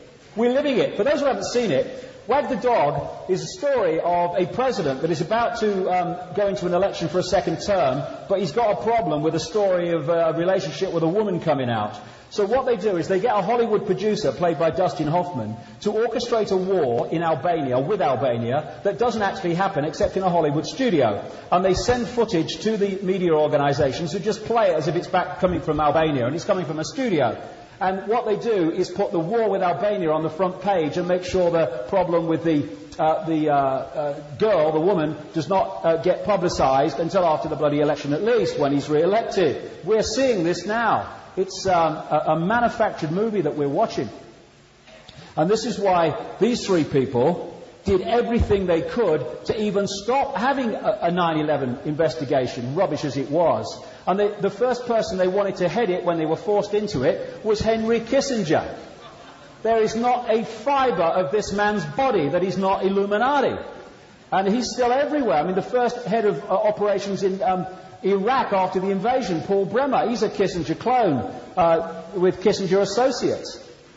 But what you do is you ignore the detail, like I say, and you focus on image. Keep that image going. Manufacture the emotion. You have to, because you don't have the ability to empathise. Focus on one man, but only for a while. And talk about freedom while taking it away. And at least 3,000 civilians in the initial attacks on America are followed by at least 5,000 civilians in the initial attacks in Afghanistan. And somehow it's a glorious victory. Just focus on that. That is terrorism. That is fighting for justice. That is evil. That is doing God's will. They're both frickin' terrorism. The difference is one's on a much greater scale.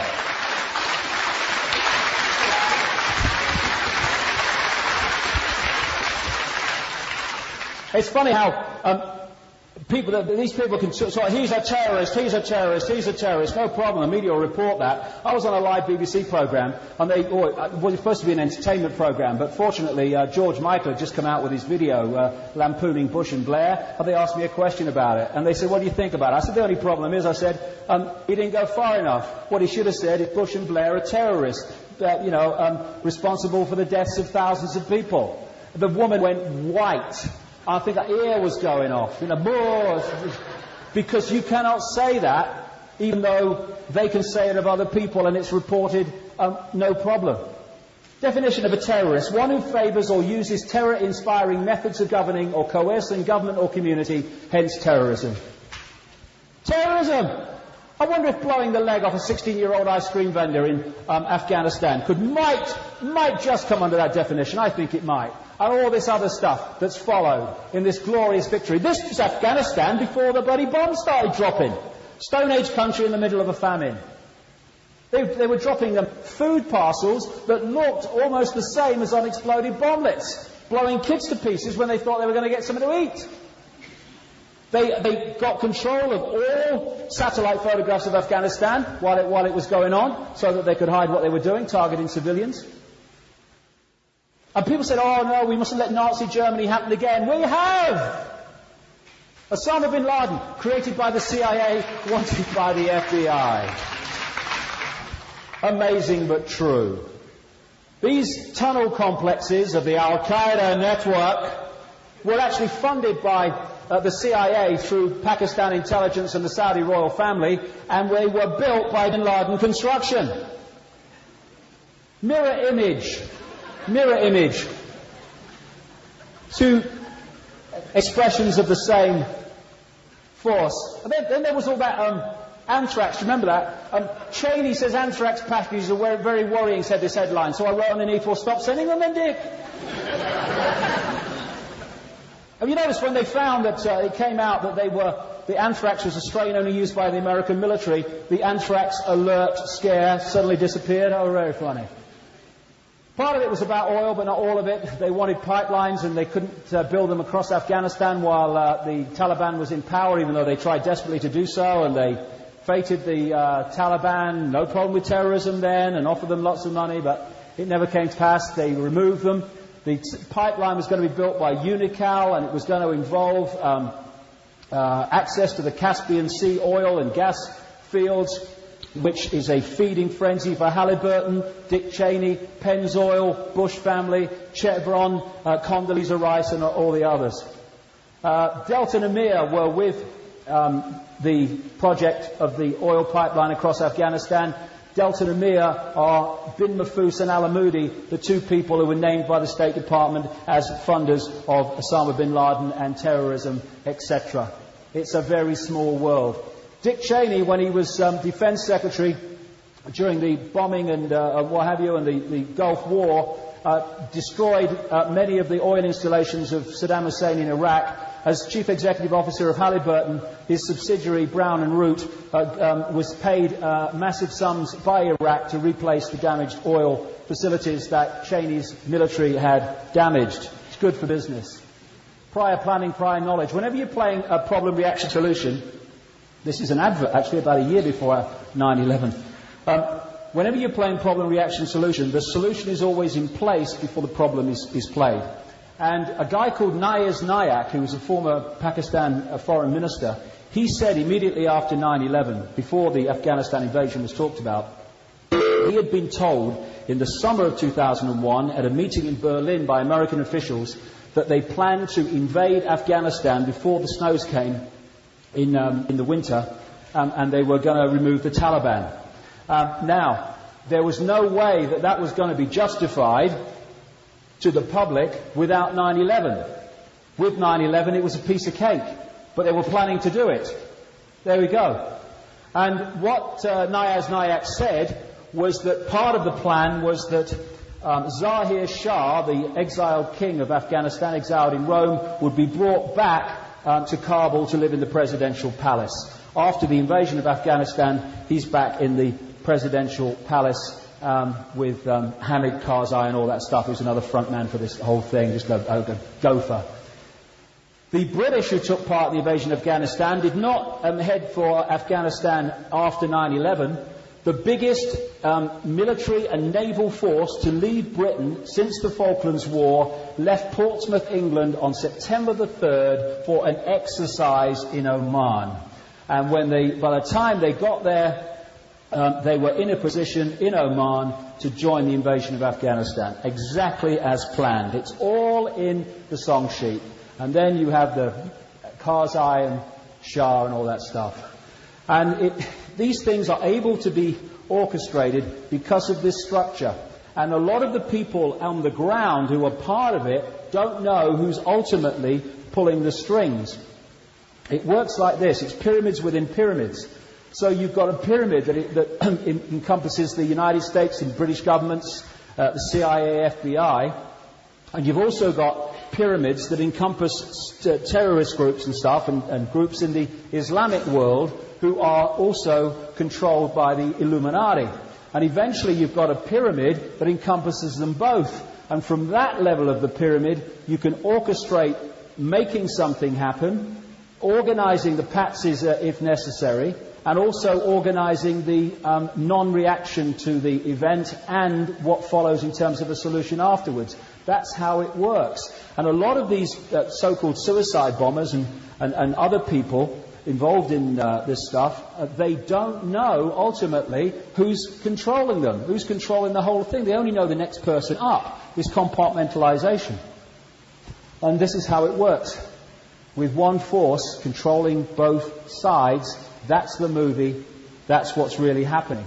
The solution, of course, has been more and more controls and taking away of our freedoms, more and more surveillance, getting people to spy on each other and all the rest of it. And I love this. This is an FBI document calling for help from the public. And it talks of one of the things to watch for are defenders of the US Constitution against the federal government.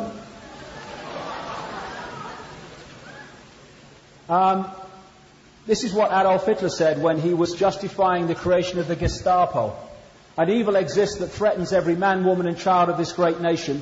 We must take steps to ensure our domestic security and protect our homeland. Could have been George Bush, could have been Tony Blair. And so we go back to Babylon and the invasion of Iraq.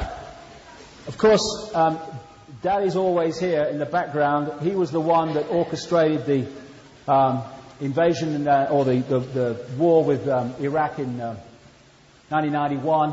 This guy, Saddam Hussein, was part of the gang, part of the secret society gang, a blue-eyed boy, until he was surplus to requirements, because that's what they do. These people are used and fated and supported while that suits the agenda. The moment destroying them suits the agenda, they destroy them. They're just fodder in the game.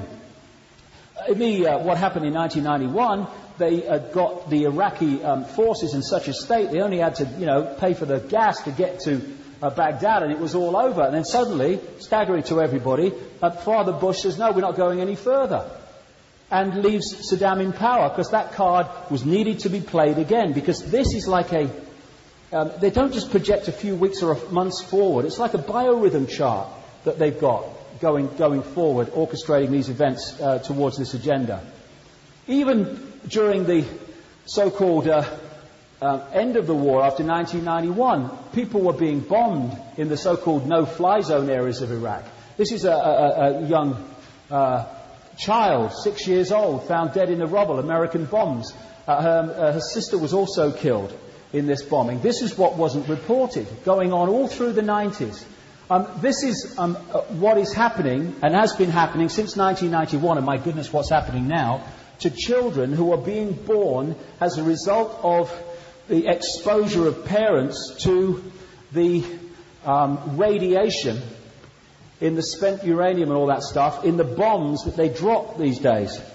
Horrendous birth defects. And, of course, since this latest invasion, the amount of radiation, the amount of pollution has dramatically increased. This is what Americans don't see and British people don't see. What is going on in Iraq and what is not reported. And this is even before this invasion. Before the invasion, of course, this is what they said. They said, although we've not removed Saddam Hussein, even though we could have done, we've still got a problem with Saddam Hussein, so what we've got to do is have sanctions against Iraq. The sanctions during the 90s, supported by the American government and Tony Blair, led to unbelievable devastation in that country.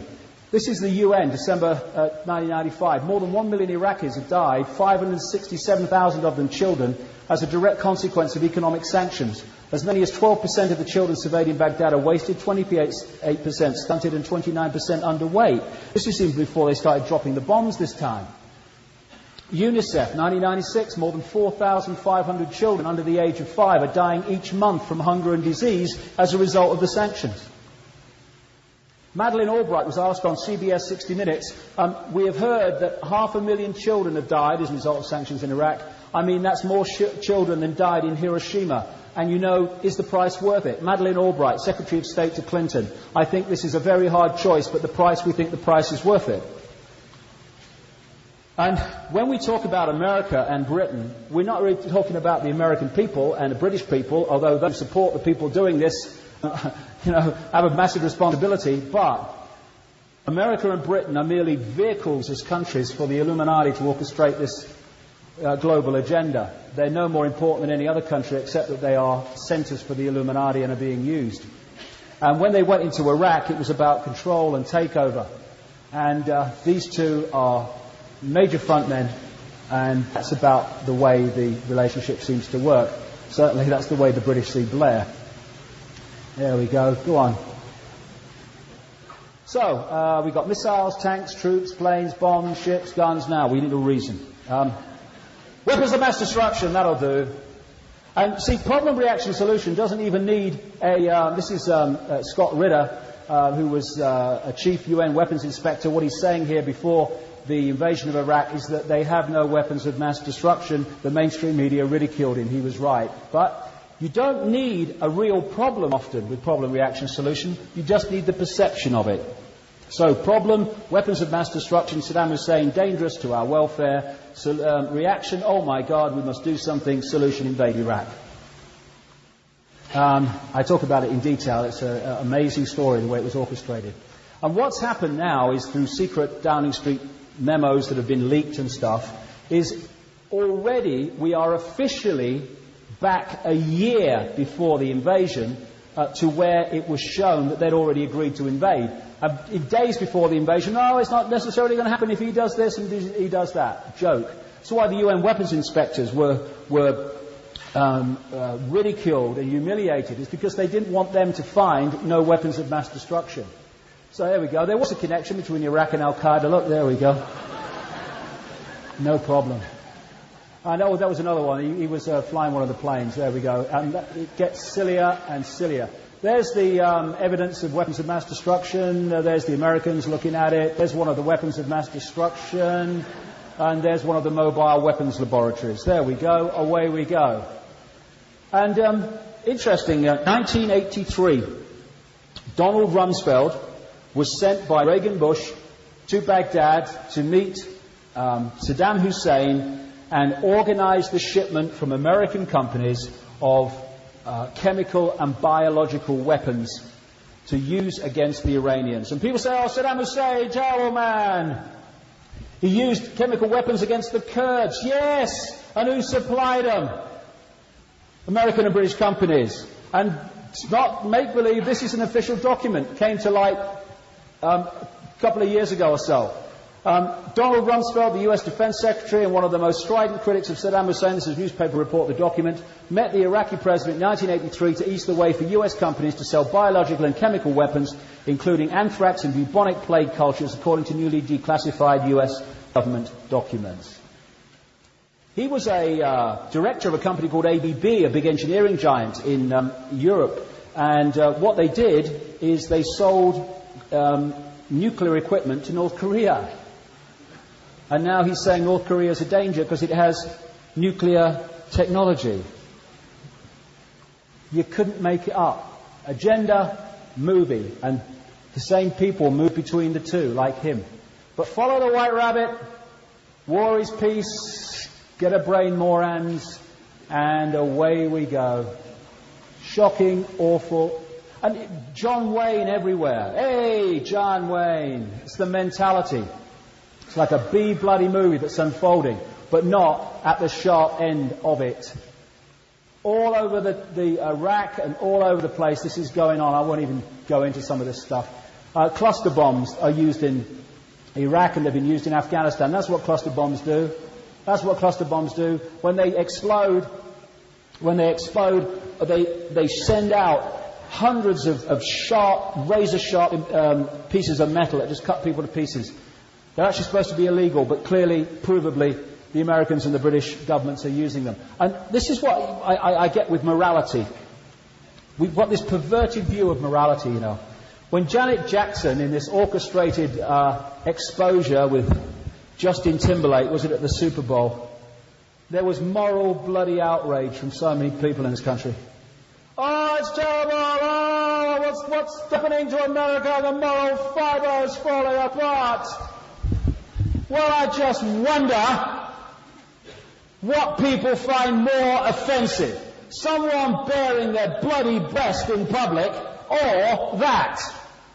If we got more morally outraged by that on a large scale, then maybe it wouldn't happen.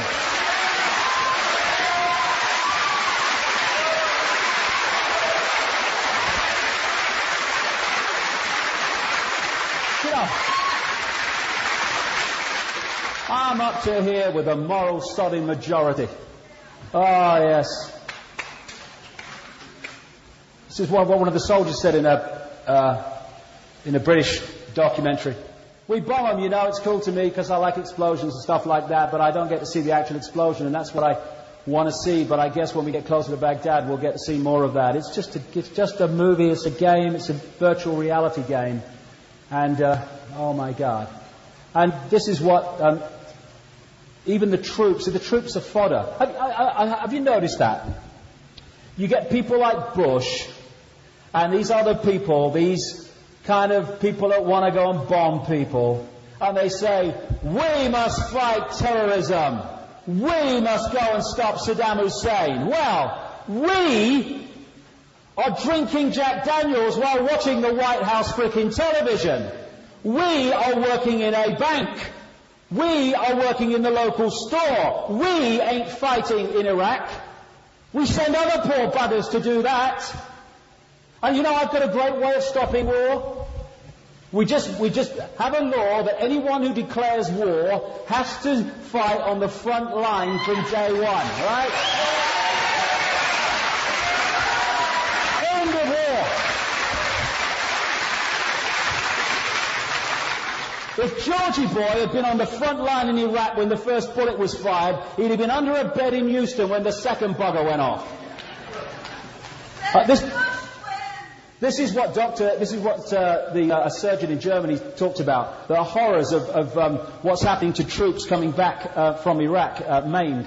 Don't see that in the mainstream media. They don't want us to see this because they have to sell more and more people the idea of joining the military. Henry Kissinger once famously referred to the military as dumb, stupid animals to be used as pawns for foreign policy. Wag the dog, and the greatest thing we can do is to not join the military. Isn't that a great line in the 60s? What if we had a war and no one turned up? Hey, what a great idea. All this was orchestrated propaganda, and it's kind of funny. This is what the view of that square was when that statue of Saddam Hussein was being pulled down. I was in America at the time. I sat and watched just to see how long they would hold on it. CNN held on that square live for 2 hours until that statue was pulled down by the military because of its symbolic nature. Now, you've just seen that square. This is the London Evening Standard picture of the people in that same square at that time. Where are they again? Now look, this guy at the front is in there at least 4 bloody times. What they've done is they've taken clips of thought moment of people and they've put them together to create a crowd. This is a mainstream newspaper in Britain. Yeah. Jessica Lynch. Manufactured story, wag the dog. And again, face experts, you know, in Britain and elsewhere, but I've seen them, at least two of them talking about it in Britain. They've said that there's at least 7, 8 or 9 Saddam Husseins. And it was accepted he had loads of doubles, but have they got Saddam Hussein or have they got Saddam Hussein batch number 156/X? And there's this story, everybody saw this. Saddam Hussein's wife arrived from Syria with her official escort and then entered the prison, emerging only moments later, pink with rage and shouting, "This is not my husband, but he's double. Where's my husband? Take me to my husband."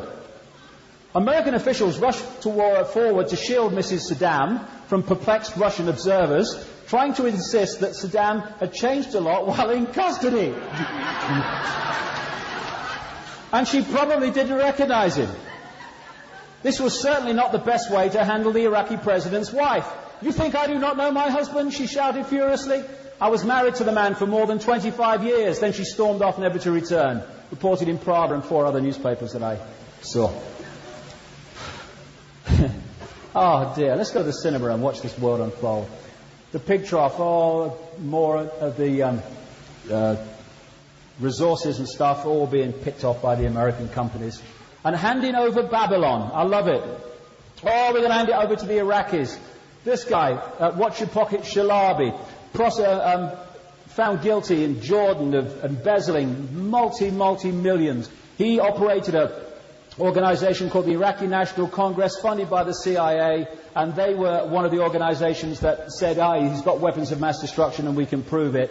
He is a front man for the CIA, etc. The first interim Prime Minister, Iyad Alawi, CIA MI6.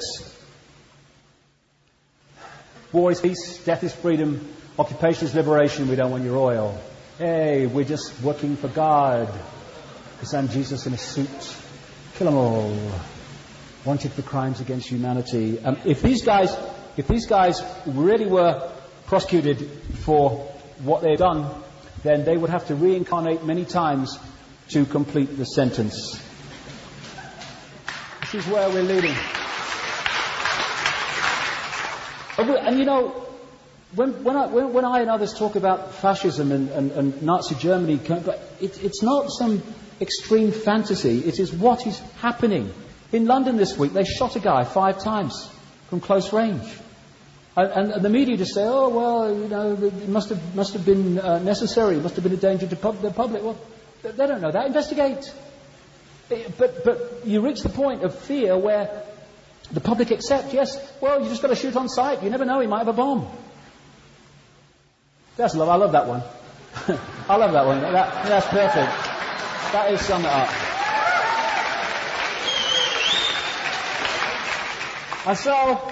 And again, they told us in the Project for the New American Century report that I talked about earlier, they are heading for these other countries, and the countries either come quietly or they start getting bombed. Stop asking questions. Promise never to question authority. I promise never to bring up my rights. And if you do, if you stand for freedom and peace and not killing people, what they do is they shoot at you with rubber bullets and they break up your peaceful protests.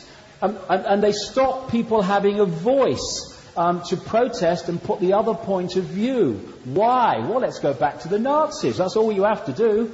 This is what the propaganda minister Goebbels said. The lie can be maintained only for such time as the state can shield the people from the political, economic and or military consequences of the lie. It thus becomes vitally important for the state to use all of its powers to repress dissent, for truth is the mortal enemy of the lie, and thus by extension the truth becomes the greatest enemy of the state. That's why they're suppressing dissent. And in Britain, we've got the Neo-Labour Party, who's just the mirror of what's happening in America, and we've got Belair, as they call him in Britain. And this brings us to very topical events, and we'll have a break in a second, but this brings us to very topical events. As a result of the information that's come out about the invasion of Iraq and the lack of weapons of mass destruction, and the staggering scale of lies that Blair has told and Bush has told, I'm not kidding, in Britain, the word Blair and liar are interchangeable in the public mind. This man won another election, but with 36% or something like that of the vote. 64% voted against him. Because of the ludicrous system in Britain, he got in. Now, we were in a situation where you had 2 frontmen that were supposed to push forward this agenda. In Britain, he had no credibility whatsoever. And in America, Bush's support and ratings were plummeting, as was the support for Iraq. And so something had to happen, and it was the London bombings. It was a very orchestrated week in Britain. First of all, in London, you had the Live 8 concert with the rock stars putting on this concert to press for help for Africa. They weren't, I won't say they were played like a violin. More appropriately, they were played like electric guitars. Because they were used to give, the impression that something was going to be done about Africa when it was all a sleight of hand. And secondly, it was part of a sequence of events through that week that led to these bombings, all orchestrated to manipulate the public mind. Bob Geldof, I'm not saying he's not genuine, but this man really has got to get streetwise. The idea that these guys want to do something about Africa, as I've been saying for years, the agenda is to destroy Africa. It's a genocidal agenda of which AIDS, what we call AIDS, is a massive part to destroy and kill what we call the African culture, the African people. And this Live Aid concert was giving the impression that these people were going to do something about it when they were actually doing the opposite. It was hiding the genocide in so many ways. I mean, they're reducing debt. Well, there is no sodding debt for a start. It's just credit. And what is the debt? The debt is money that is not passed on. Credit is passed on, and it's often wasted because of frontmen in African countries that are placed there by Illuminati to do that. And what is debt? It's control and aid. Bloody aid. For every dollar that goes into Africa in aid, $3 comes out to the aid doning countries in exploitation of Africa. Not only that, one of the great ways that they use to pass money directly from government to transnational corporations, from taxpayer to corporations, is via aid. Because this is the way it works. They say, if they said, right, what we're going to do, we're going to write out a check to Halliburton, or we're going to write out a check to this company or that company, here's some taxpayers' money. People say, what's going on? What's going on? So what they do is they say, hey, over here, we're now giving aid to this country. Hey, because we're good. Well, we're British, we're American, and we care. So here's some aid. Hey, get the photo. There you go. Hey. And then what happens is you go, oh, by the way, I'll be with you in a minute. Go and have a drink, okay? Great. By the way, that money, it has to be spent with this company on that project, okay? Thanks very much. Okay. And now, I'm with you again. And so what a large amount of aid is passing money from governments through the receiving country back to the transnational corporations in the doning countries. That's how they do it. And another thing that happened was so symbolic of the patronizing of Africa, is that you had the white rock stars here on the major stage in London, in Hyde Park, and only after complaints from people saying what's going on, were some African bands put on miles away down in Cornwall in England, watched by a few thousand people with next to no publicity. So, all the white rock stars were singing on the stage, and if any Africans were there, they were in the background in the chorus. How symbolic is that? Patronizing.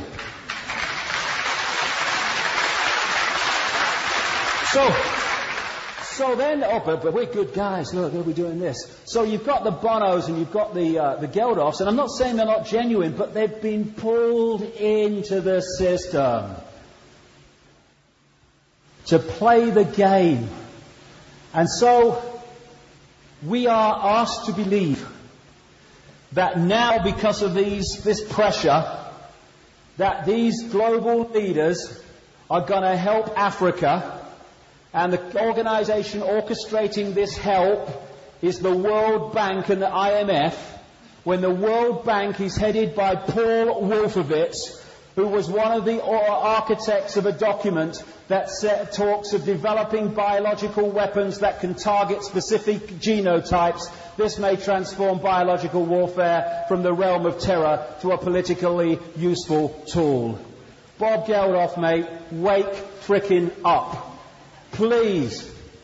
And then the next stage of this was the G8. Now what this did, it was in Scotland, it got these world leaders together in England in that week at the right time to react to the terrorism. The next thing that happened was that London was given the Olympic Games for 2012, a key year in the Illuminati agenda, not least because it's terrified what's going to happen after it in terms of the wake-up. And when they first announced that London, this is years ago now, was going to go for the 2012 Olympics, I said to my friends, it's a bloody certainty. London major centre globally of the Illuminati, 2012 Olympics. Oh, you kidding? They're bound to get it. Oh, it was very close with Paris. No way. They were always going to get it. And so London then was absolutely a joyful, great scenes of celebration. And one of the great, most effective ways of affecting people emotionally, a trauma type way, is to have a big high and then smack them down. And so you had this great elation. 24 hours later came the London bombs on 7/7/7. And it was the most obvious setup you will ever see. Someone sent this to our website. It's interesting how the bombs kind of went off in a pyramid. I mean, it would sound fantastic, really, but these guys really do go for this sort of stuff. And interestingly, again, the symbolism, the bus, the number 30, which was diverted from its route as a result of the underground bombs, and it went off route. On the side of it was an advertisement for a movie. And what the advertisement said was, outright terror, bold and brilliant.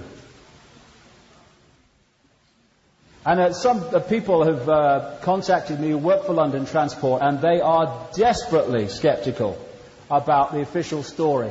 But because of the way the week was orchestrated, there were the world leaders and Blair and Bush all ready to react in the desired fashion to bring about the solution to the problem. My goodness.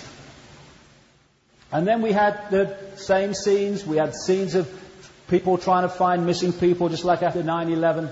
And then we had the celebration, the end of the week, or the commemoration of the Second World War, in which the whole London bombings thing was brought in, true Brit. It's like the Blitz spirit. In other words, when we are under threat, get behind the authorities. The authorities protect us. We must come together. Don't let's call Blair the bloody liar he is, and we knew he was before. Now let's rule. And this is the BBC security correspondent who actually said something very true. What they did, talking of hijackers' passports, these four bombers, who apparently were the suicide bombers or the people involved with the bombs, their documents were all on them so the police could find out who they were in absolutely no time. And as this BBC security correspondent said, I do think it very strange that they were able to find these documents belonging to these bombers. Maybe they thought they were going to paradise, so it didn't really matter, but it allowed the police to trace where they came from very quickly. It's a strange thing to do. Well, not if you didn't know you were going to do it. Not if you were part of an exercise, maybe, and you thought you were part of an exercise, and then before it was too late, you realised what it was really part of. Bang! This is from an Australian newspaper. I love it. And make sure you've got your identity cards to be found after the bombs go off.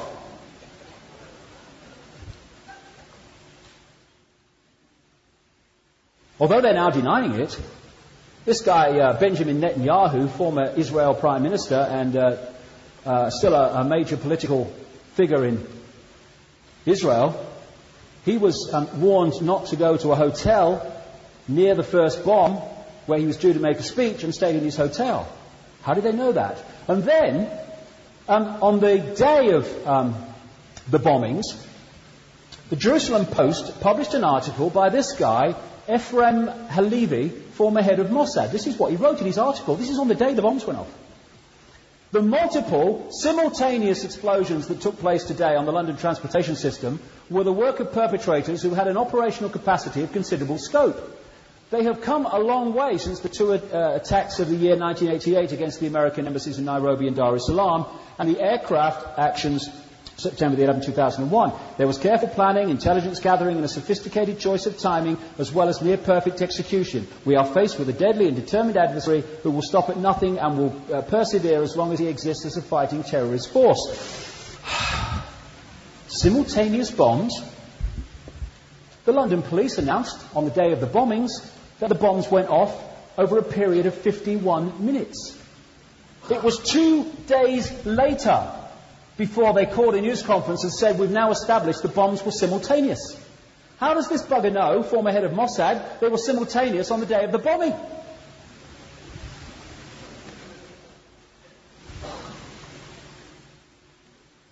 We have another exercise on our hands. BBC interviewed, on the day of the bombings, a guy who runs a consultancy company, a guy called Peter Power, and he said that he was staggered because he ran this crisis management company that was doing an exercise that morning to do an exercise on a terrorist event, a fake mock-up, at exactly the same places that the bombs went off in reality that day. He said the only difference between what happened and what their exercise scenario was doing was that in their scenario the bombs were simultaneous and not, as the police are saying, over a period of 50 minutes. 2 days later, like I say, the police announced no, they were simultaneous. So in every single facet and detail, what happened in reality was what that exercise was doing. What if those guys were part of the exercise? And then didn't realise until it was too late that they were carrying the real thing. This is why I have to bloody laugh. I have to laugh. It's just so pathetic. Websites like mine and others, and Alex Jones and many others, have been asking simple questions. If they were suicide bombers, why did they buy return rail tickets from Luton to London? Why, when they parked their car in the station car park at Luton, did they put enough time on to come to London and then get back without getting fined? Why did they do that? They were suicide bombers. Now, of course, holes starting to appear. People going, oh yeah! So what they have now done is the authorities have said, well, we're not sure now if they were suicide bombers.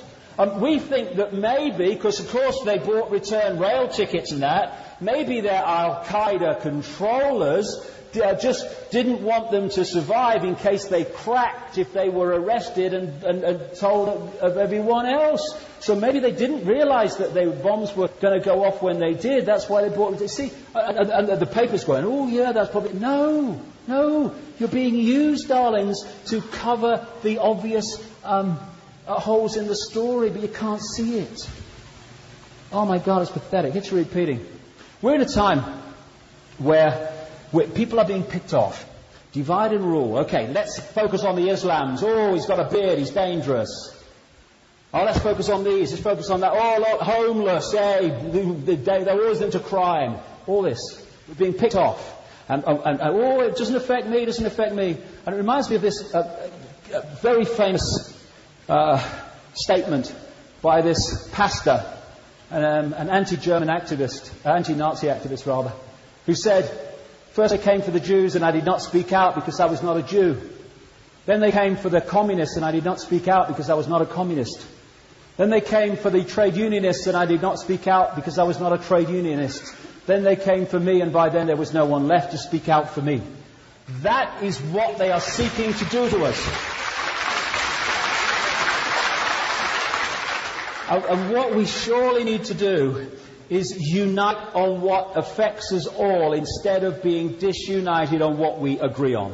We are not going to be under an Orwellian state because we are Jewish, or an Orwellian state because we are American or we're South African. We are going to be in an Orwellian state because all of us will be in that position if we are divided and ruled for long enough to allow it to happen.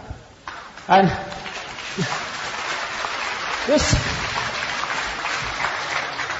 they're coming for the draft. You know, when you look at what that Project for the New American Century document is demanding, and they're looking for ways of focusing on Iran now and China and all this other stuff, they're not going to be able to fight simultaneous wars in major theatre wars. Without the draft, they're struggling now to fulfill the vacancies. Plenty of vacancies available. Join the army, travel to exotic distant lands, meet exciting, unusual people and kill them, and be killed. These draft bills are already there. They can't do it without enforcing the draft. These things here, these budgets and stuff, are all in the pipeline to make it happen. And you've got these buffoons in their silly hats going round trying to persuade people who have been spit out by the system to go and fight for the bugger. I love it. You know that system that's left you jobless and poor and all that stuff? We want you to come and die for it. Oh, that's a good idea. Where do I sign? Oh, by the way, we'll pay your college fees until we need you to die for us. By the way things are going, we need you to die about the middle of next bloody month. So be quick on the revising. It's what Albert Einstein said, the pioneers of a warless world are the youth that refuse military service. And it's not...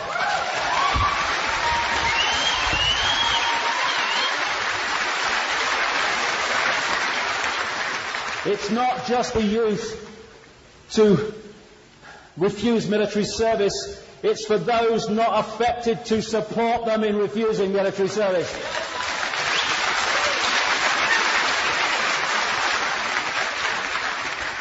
It was absolutely on the ball. That is absolutely on the ball now. Donovan's record. He's 5'2" and he's 6'4". He fights with missiles and with spears. He's all of 31 and he's only 17. He's been a soldier for 1,000 years.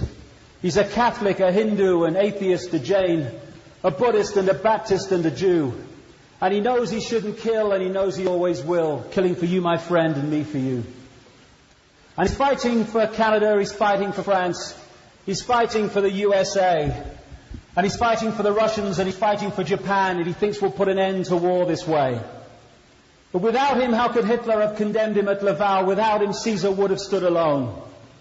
He's the one who gives his body as a weapon of the war, and without him, all this killing can't go on. He's the universal soldier, and he really is to blame. Or wherever he goes from there, I can't remember.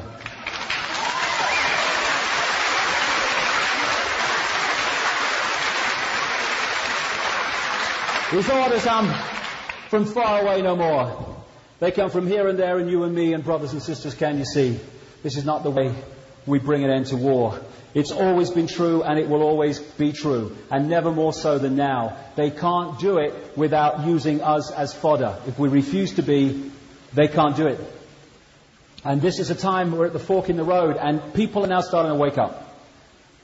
There were 1 million people on the streets of London challenging the invasion of Iraq. There are more and more people. I've been staggered by the number of people involved in relation to the London bombings who have said this is not making sense, this is not true. There is a wake-up happening. And we are at the forefront of it. And after we've had a half an hour break, we'll get into the part of this I love talking about.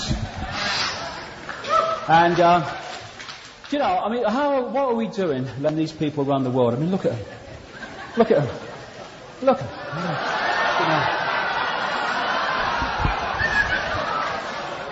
them. What are we doing? There we go, I don't know what we're doing.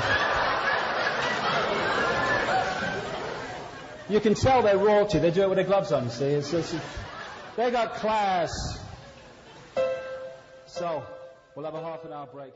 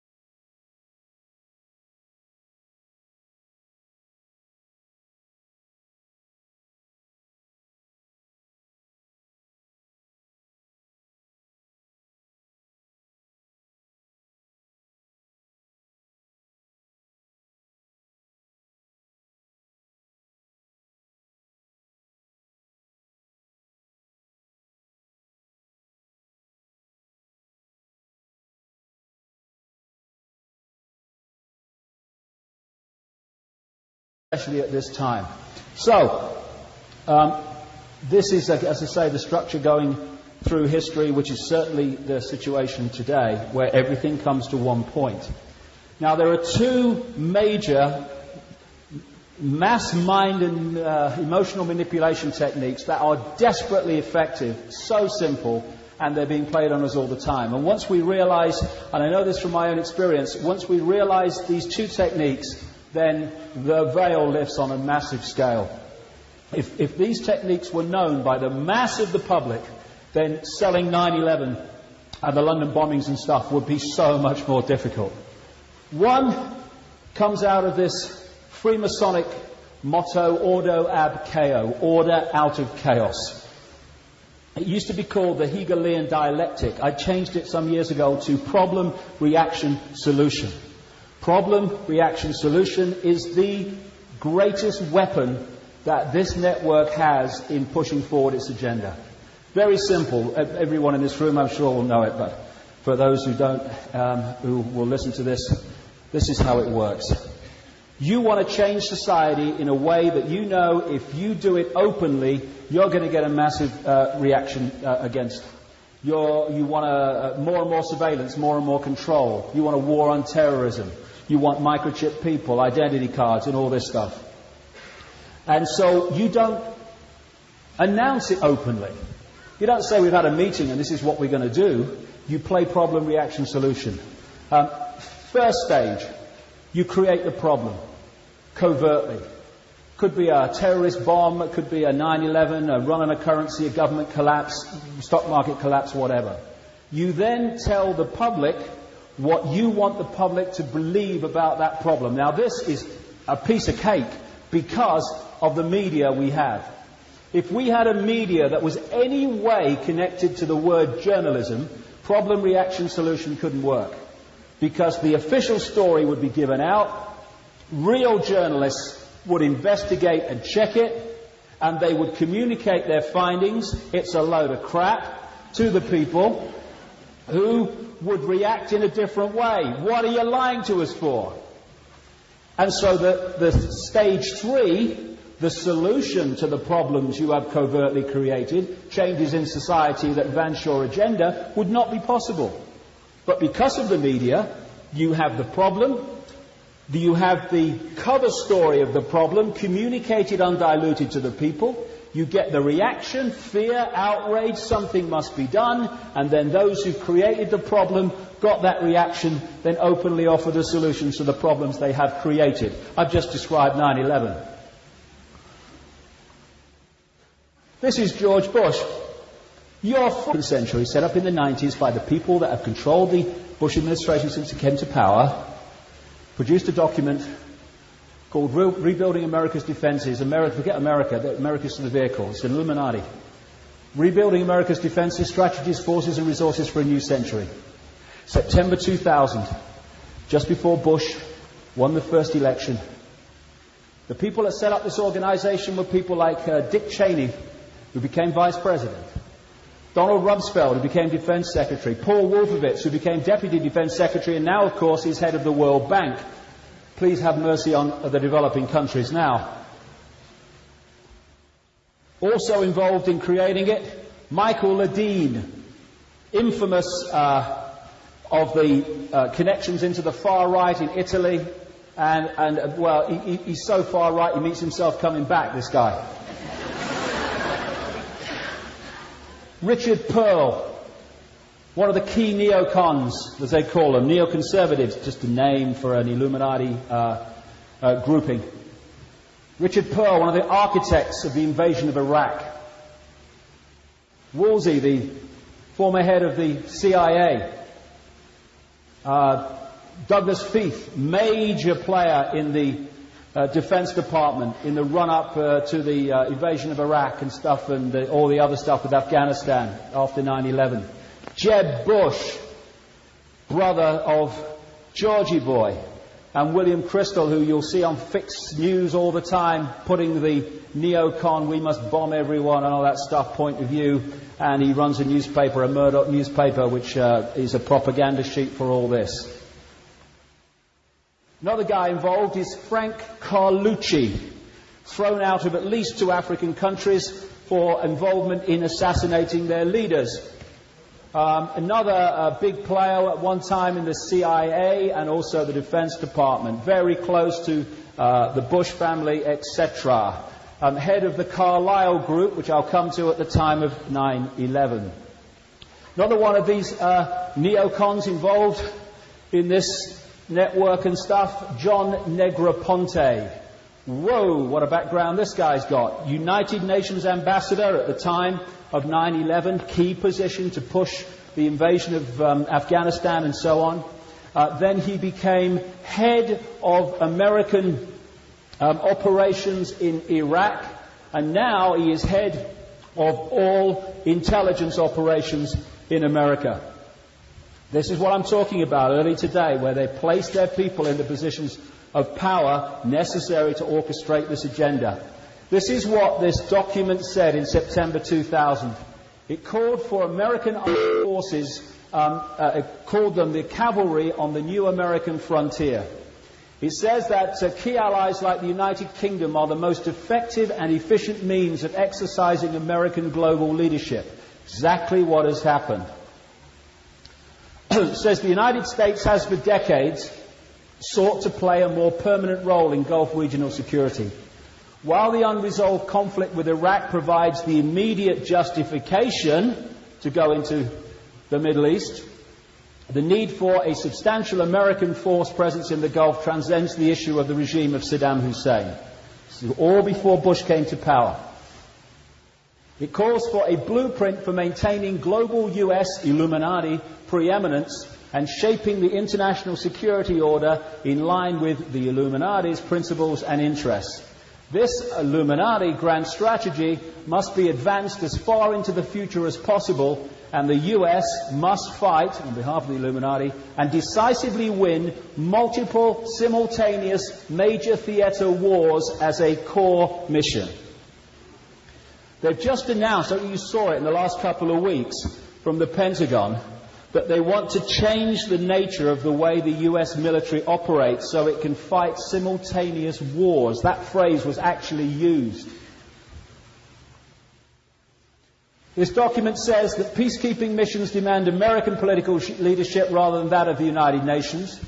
It highlights, September 2000, North Korea, Syria, Iran and Libya as dangerous regimes, and says their existence justifies the creation of a worldwide command and control system, World Army. And what happens is either they come into line, like Gaddafi in Libya, or the bullets start to be fired. Now, you'll remember the Axis of Evil speech by Georgie Boy, one of the State of the Union addresses. His speechwriter at the time was a guy called David Frum, one of these neocons connected into the Project for the New American Century and the American Enterprise Institute. They're all different names for the same force. He wrote the Axis of Evil speech. And what was the Axis of Evil? North Korea, Iran, Iraq. Straight from the pages of that document in September 2000. When they came to power in January 2001, they came to power, the Bush administration, controlled by the people behind this organization and this report. This is in September 2000 again. It spotlights China for regime change, saying it's time for a presence of American forces in Southeast Asia. This could lead to American and Allied power providing the spur to the process of democratization in China. It's what I've been talking about. And years before, and freedom is beautiful. And you know it'll take time to restore chaos out of order, order out of chaos, but we will. This is what we're being faced with all the time. It is so simple and so devastating, but only while people are not aware of the scam and the way it works. Second World War, you had this Illuminati, this elite, who were controlling the Soviet Union, and they were controlling the Allies, and they were controlling the Nazis. They brought them together into conflict in the Second World War, and at the end of the Second World War, the second global conflict in just a few short years, people were mentally, emotionally and physically exhausted. What did they say? Something must be done. This can't go on. What are they going to do about it? And what was the solution? An explosion of global centralized institutions, financial, political, etc., that centralized power in the world on a colossal scale. Problem, reaction, solution. And this is happening all the time, where two sides playing out in the public arena are ultimately controlled by the same force, and even to quite a high level in the two sides, they don't even realize that. 9/11. Problem, reaction, solution. No need for prophecy. What they've done is told us what they were going to do before they did it. Be fair. They used two techniques, problem, reaction, solution, and they used the other one, which I call the totalitarian tiptoe. You're here, you know you're going there, but you know if you go in one leap, even those watching Wheel of Fortune might go, honey, what's going on? There's a big change going on. Who won that, honey? So what you do is do little steps, or as big a steps as you can get away with. And every step leads you along to where you know you're going, but every one is projected to the public as unconnected to all the others. And eventually you get down there and you look back and you think, crikey, how far have we come? What's going on? Exactly what happened with the European Union. It's just a free trade area, nothing to worry about, very good for jobs. That's what they're saying about, CAFTA and all that stuff now. And then they say, oh, well, it would be much better and more effective and efficient if we just had a bit more centralization here and a bit more centralization there. And eventually you've got the centralization of power in Europe, which you have now. Problem, reaction, solution, and the totalitarian tiptoe. Talking of which, in September 2000, an organization called the Project for the New American, it is an excitotoxin, as they call it. It plays with the chemistry of the brain and the way the brain works, just like fluoride does, just like mobile phone frequencies do, just like monosodium glutamate does. Pilots, military pilots are warned not to drink. Some years ago, they were warned not to drink lots of soda with aspartame in it because it affected their ability to fly. And I watched young kids swigging back this stuff full of aspartame. And they said, oh, we've got a problem with his behavior. Now, where did aspartame come from? When 90-odd% of the independent data said it shouldn't be used for human consumption. Aspartame, man. It's amazing, because of this pyramid structure, how the same names keep coming up in different places. Donald Rumsfeld now wants to go around bombing people at will, and he was hired by Searle Pharmaceuticals because of his connections into the Republican Party and the Reagan-Bush administration to get aspartame through the vetting authorities and into our drink and foodstuffs. Because of that and the changes that were made to the vetting authorities relating to the aspartame checks, he did that. And then he sold out to a vast profit, Searle Pharmaceuticals, to Monsanto. And it might sound kind of, it's negative, this stuff, but actually it's bringing it to the service where it can be dealt with, so that's a good thing. And I never heard of ignorance ever being positive myself, but it's actually saying something about us. The way they are bombarding us from every direction, it says what we really are. Our natural state is multidimensional connection. And what they are having to do in all these different ways is to hold us in an unnatural situation by bombarding us constantly.